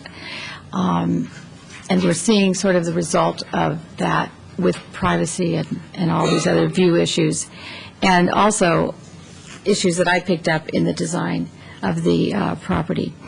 Anyway, that being said, I will entertain a motion. Yes, Commissioner Bourgeois. I actually will add my 2 cents, because I'm really struggling with this one. I think we have a solution for the screening. I think it's a pretty good solution. But I too, neighborhood compatibility is what jumped out at me when I visited the site. And when I look at the plans, I just don't know where to go with that. It's something that really jumps out at me and is really a concern. So I just want to echo that concern that Commissioner Kane. Okay, thank you. Commissioner Kane? Commissioner O'Donnell? Let me say this, because tonight it's been fairly obvious now on 2 occasions that there seems to be some deep uneasiness in this commission in its relationship with, for example, DRC. The council has set up that procedure, and as far as I know, the staff is simply following what the council has told them to do. I have heard expressed tonight some real unease with that, because this commission, or at least some of the commissioners, and perhaps the whole commission, might disagree with that committee upon occasion. There's some feeling that we don't get that occasion, and I think there's a feeling that is being expressed tonight. And I think that's fine. That's very fair game, and perhaps that should be addressed. What I find somewhat unfair, however, is to a particular applicant in front of you, whether an appellant or an appellee, I don't think that it's fair to them to say we don't like the system and therefore we're going to do something about it to you. And I think that these strongly held and bona fide opinions should produce something. But I, for one, would feel that we were being very unfair to this particular builder if we used this unease and dissatisfaction to throw something in that doesn't change the system. The council has adopted what is being done. And we can do this on a case-by-case basis. In other words, throw a monkey wrench in it on a case-by-case basis. But I think that that would not be very fair to the people before us. It isn't a question now of the neighbors saying we protest, and had you done it the other way, this would never have happened. Most of the neighbors are satisfied. We have a solution now that I think any reasonable person would find satisfactory. And the only objection I've heard that is a serious and perhaps a good one is we don't like the process. So that's, I guess, I'm troubled if we should take that out on the appellee. I don't think that any of our comments were to take it out on the appellee, and I believe that my comments mostly were aimed at, not that I don't agree with having the Development Review Committee in place. I think they serve a very important role, but I'm just thinking that perhaps some of these, maybe, I don't know what the criteria is, and that's going to be one of our trainings, I think. We can discuss this at another time. But I think I just needed to express that right now, as many of you did. And I had Commissioner Kane's hand up, and then Commissioner Rice, and I want to hear from both of you. In that order, that's what I saw. I don't have much. I agree with Commissioner O'Donnell that I've got a big macro issue here, and I need guidance on it, but not to micro-wise drive the applicant crazy. I don't mean to do that. But Mr. Suda, under commission matters or something, we need to chat, or I need to be educated. If that's what council wants, fine. That's what we're here for. It's not just the process. It's the words, Tom. It's the words. I'm not faulting the process. I'm asking that we deal with our words before we lose them. And if demo says what it says, and if view says what it says, and neighborhood compatibility, and we have new residential guidelines coming out that talk about 225. Very simple. You face the house, the two houses to the left, the two houses to the right, the five houses behind you. And I looked at that today and I went, what are we doing? Because we're not complying with our, seemingly, there may be an issue with compliance with our values on how we read these words. Thank you, Commissioner Kane. Commissioner Rice. And then we need to... I'm going to make a motion. Oh, there you go. Okay. With regards to application S-07-182-16330 Englewood Avenue, I'm going to move to uphold the Development Review Committee's decision and deny the appeal.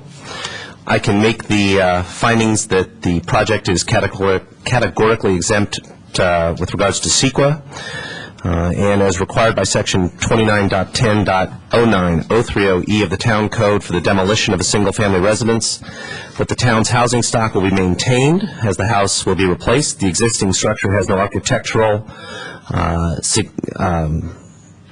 or historical significance. The property owner doesn't desire to maintain the structure as it exists, and the economic utility of the structure is such that it is not viable to remodel and expand the existing house. And I would reference the conditions in Exhibit C and Exhibit K. Okay, thank you. Do I have a second on that?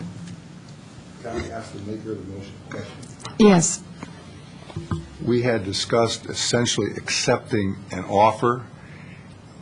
Would you consider in perhaps misnamed, but in the conditions that the offer of the neighbor to plant these, what shall I call them, the screen, and perhaps John can help us with the description of the planting that it should be, essentially is accepted. And we accept that offer.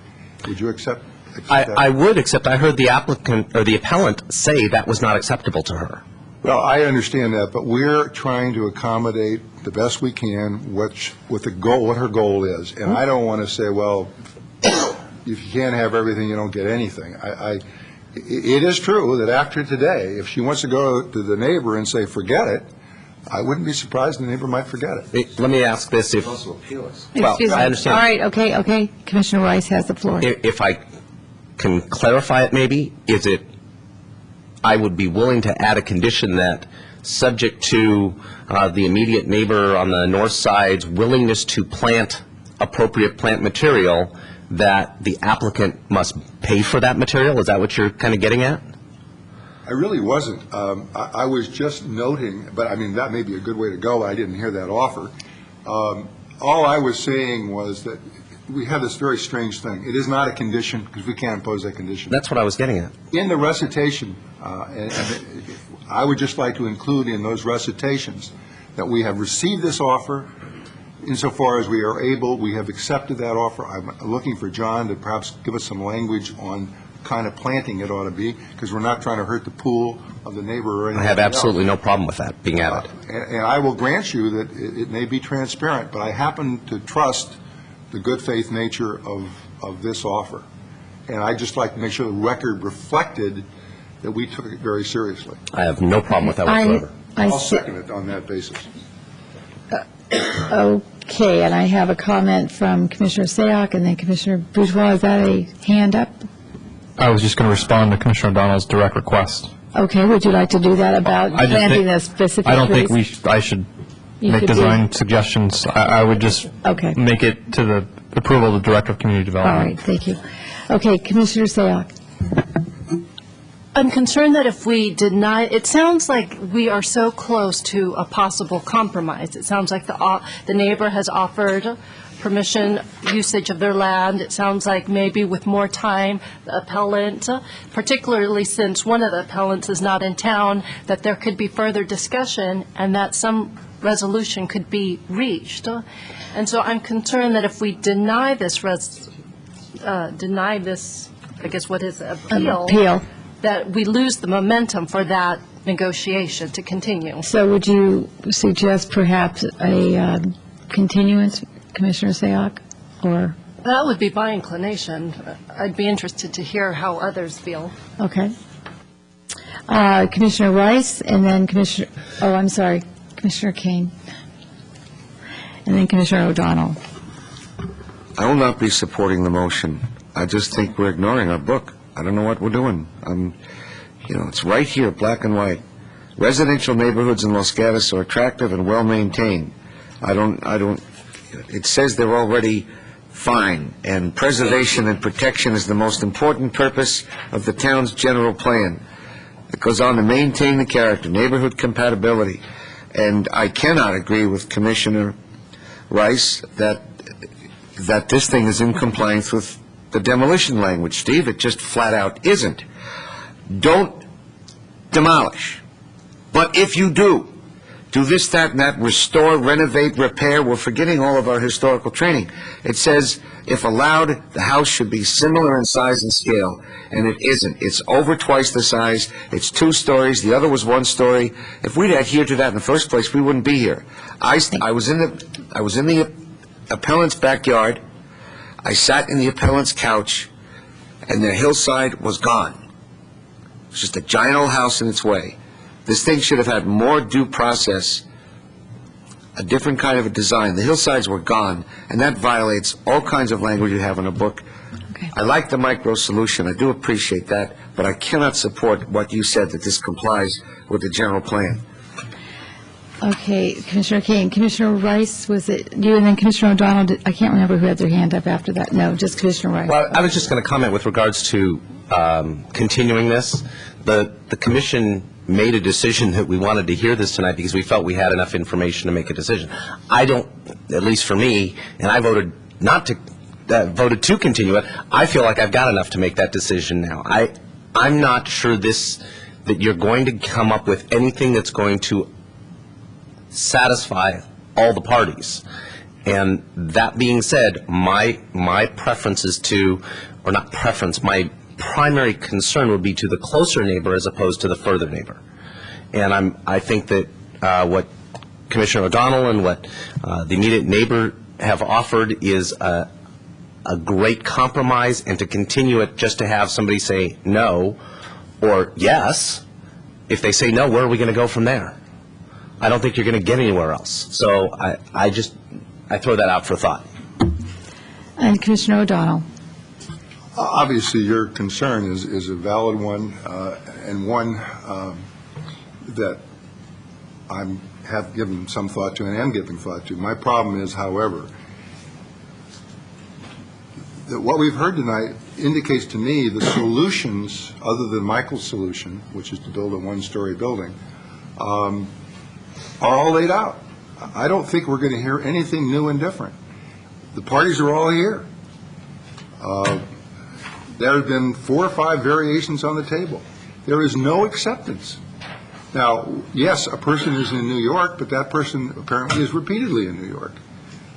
He has an excellent counsel here. He has his wife here. He has the neighbor. The neighbor was quite, seems to me, quite agreeable to this. So, yes, we could continue it.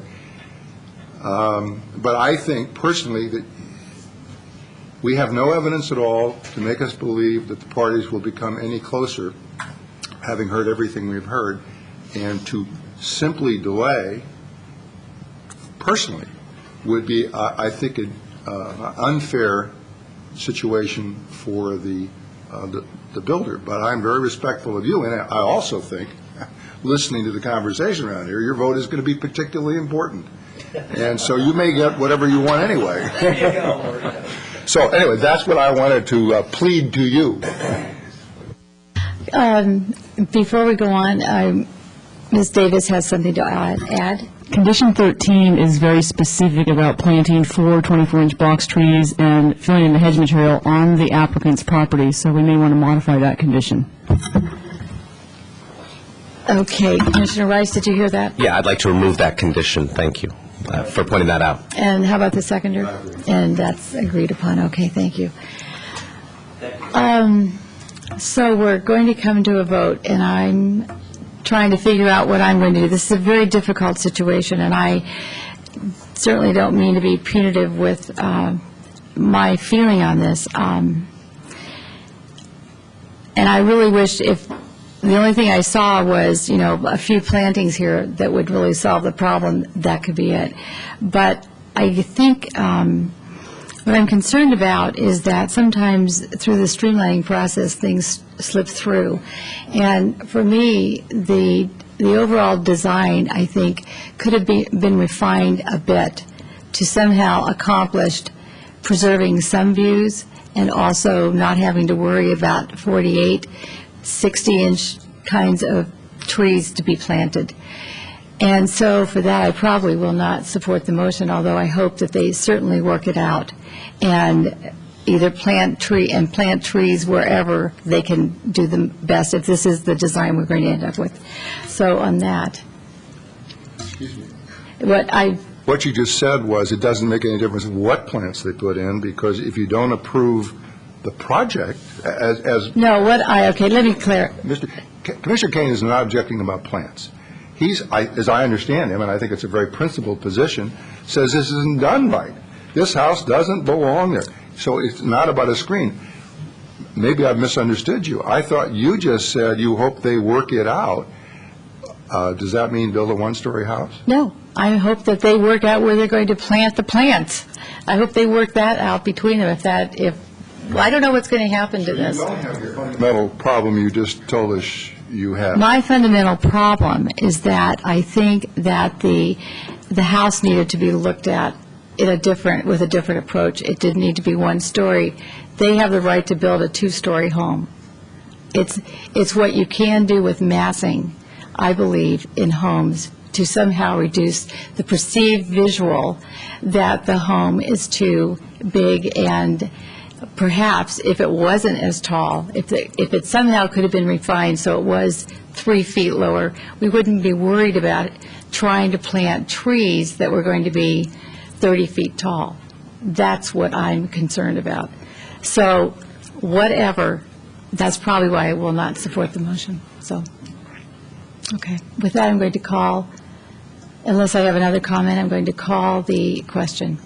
Okay, all those in favor of supporting the appeal, say aye. No, denying the appeal, sorry, denying the appeal. Say aye. Aye. 3. And all those opposed? 3. So the motion fails. Motion 3 to failed. 3. Do we have appeal rights? What do we do with, no, that's it, okay. You can try an alternative motion if you like. Do we have one?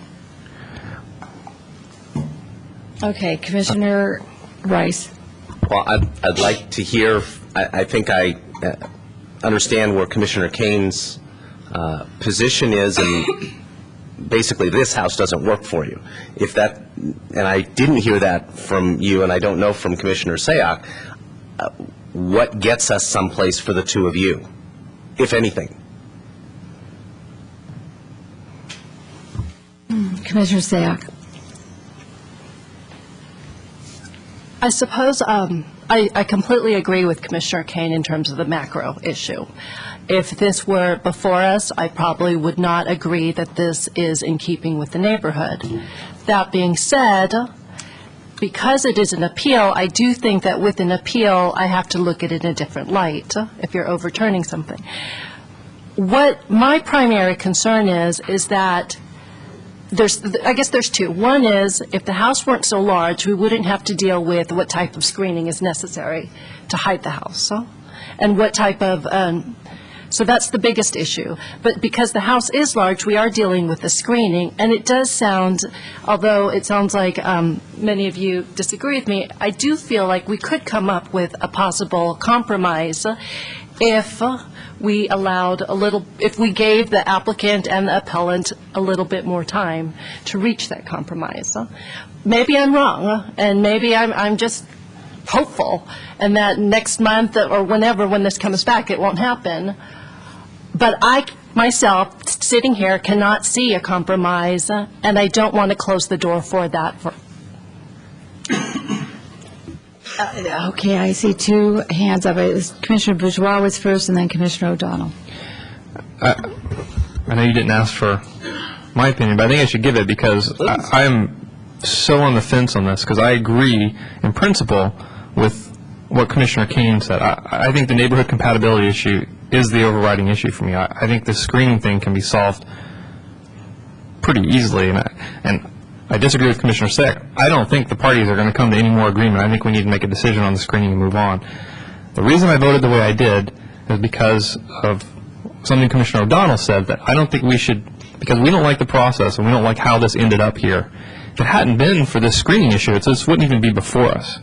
It was appealed on that issue. It would have been approved at the staff level. That's the process. We don't like the process, but I don't want to punish this applicant for the process that I don't like.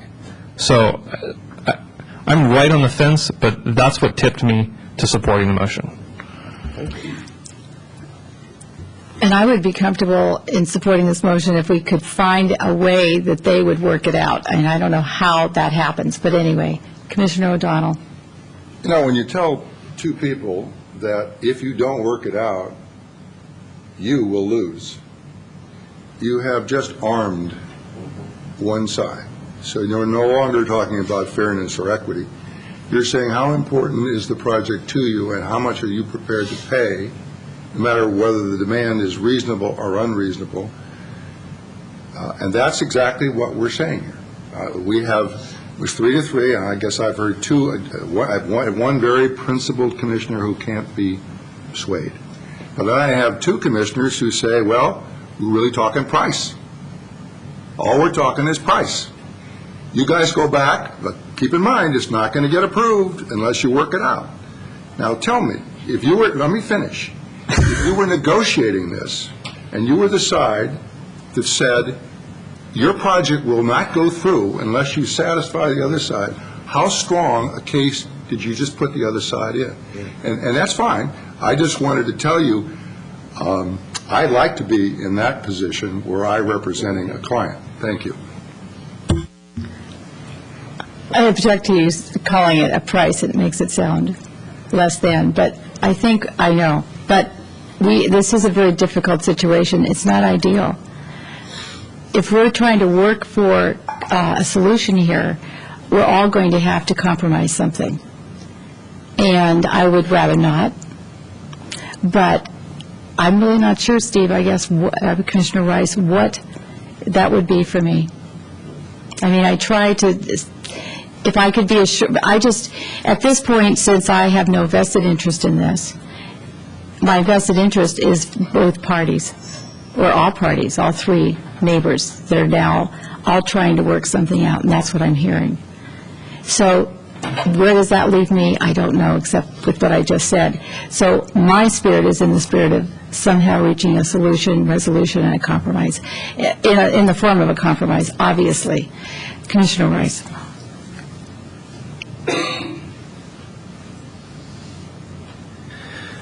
I just want to go back to one of the points that I made, and thus far, the only solution that the appellant has indicated is acceptable is not acceptable to the immediate neighbor.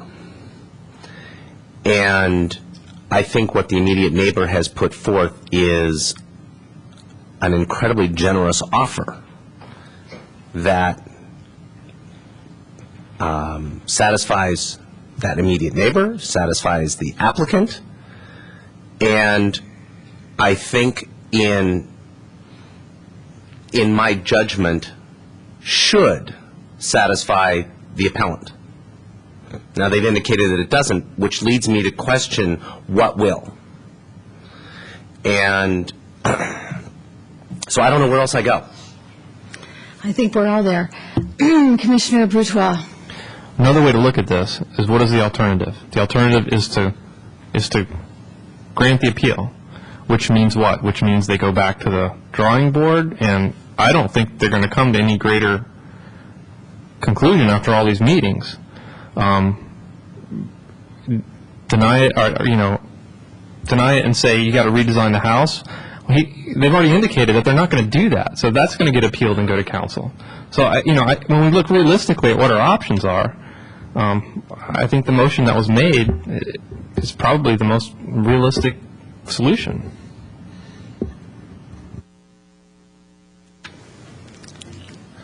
Okay, so here we sit. Commissioner Rice, do you have something else? I'll make one other Commissioner comment. Kane. Your other, I got it up before you, I'm sorry. I got the hand up before you. The other option is you punt it to council. And that's really, and I don't think that's the right attitude to take. We don't do that. I agree. So- I would so not I support think- that at all. Well, So but we have if to we don't work have this a out. decision, that's kind of what. What's so- going to happen, I understand that. Okay, Commissioner Kane. We don't put things to council.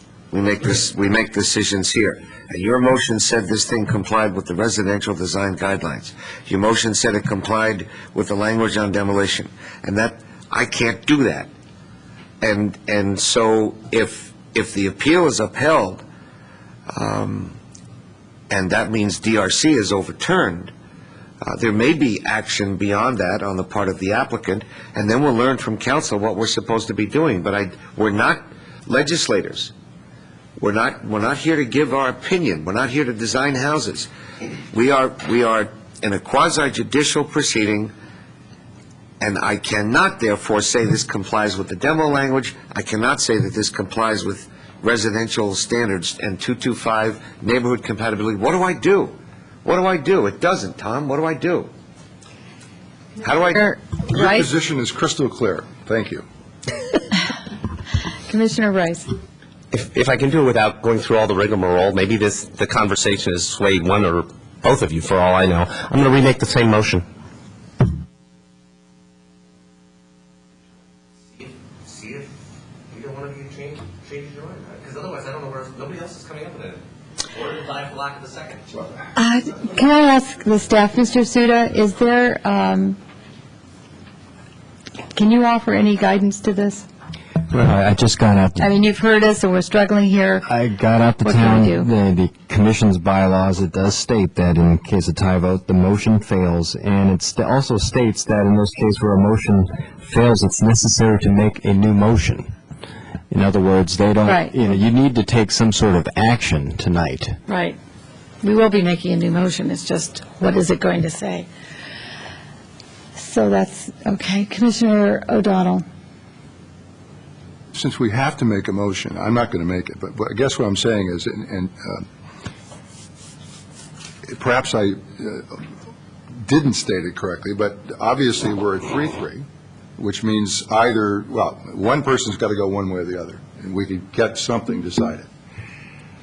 But my difficulty is understanding. I mean, I really hear 5-1. That's what I really hear, because two of the people that are voting no are saying, essentially, if I understand it correctly, we go along with this if the parties would simply agree on the screening.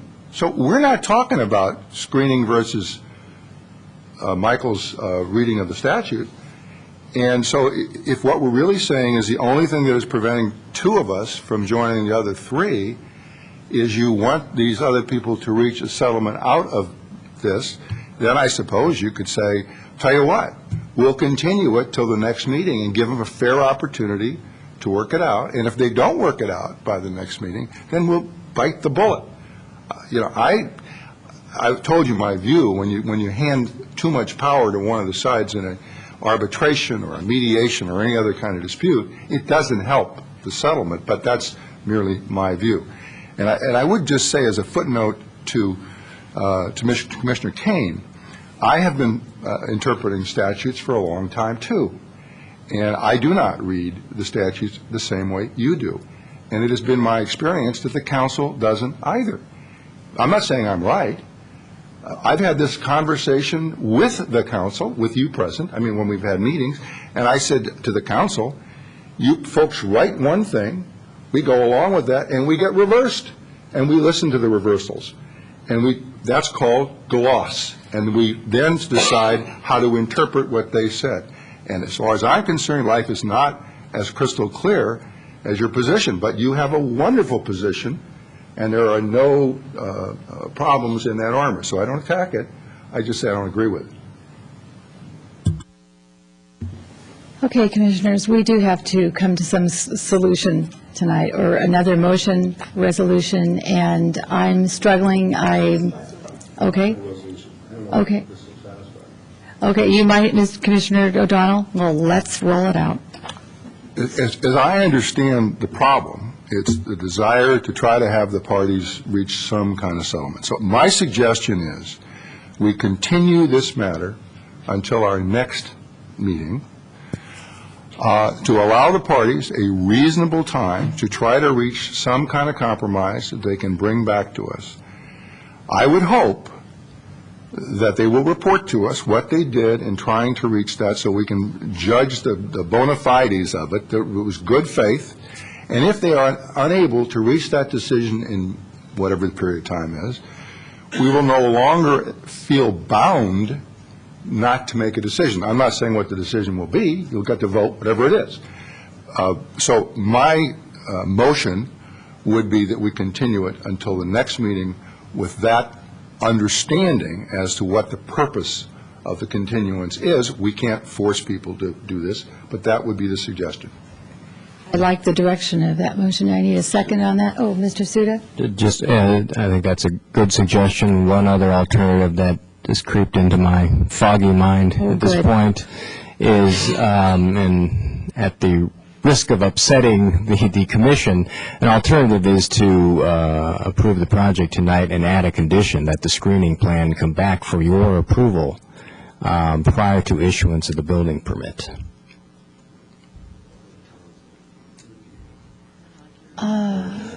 Yeah, say that one more time. That you would approve the project tonight with an additional condition that the landscape screening solution or plan be brought back to the commission for its approval prior to the issuance of the building permit of the project, that is, prior to construction. But what we're not approving.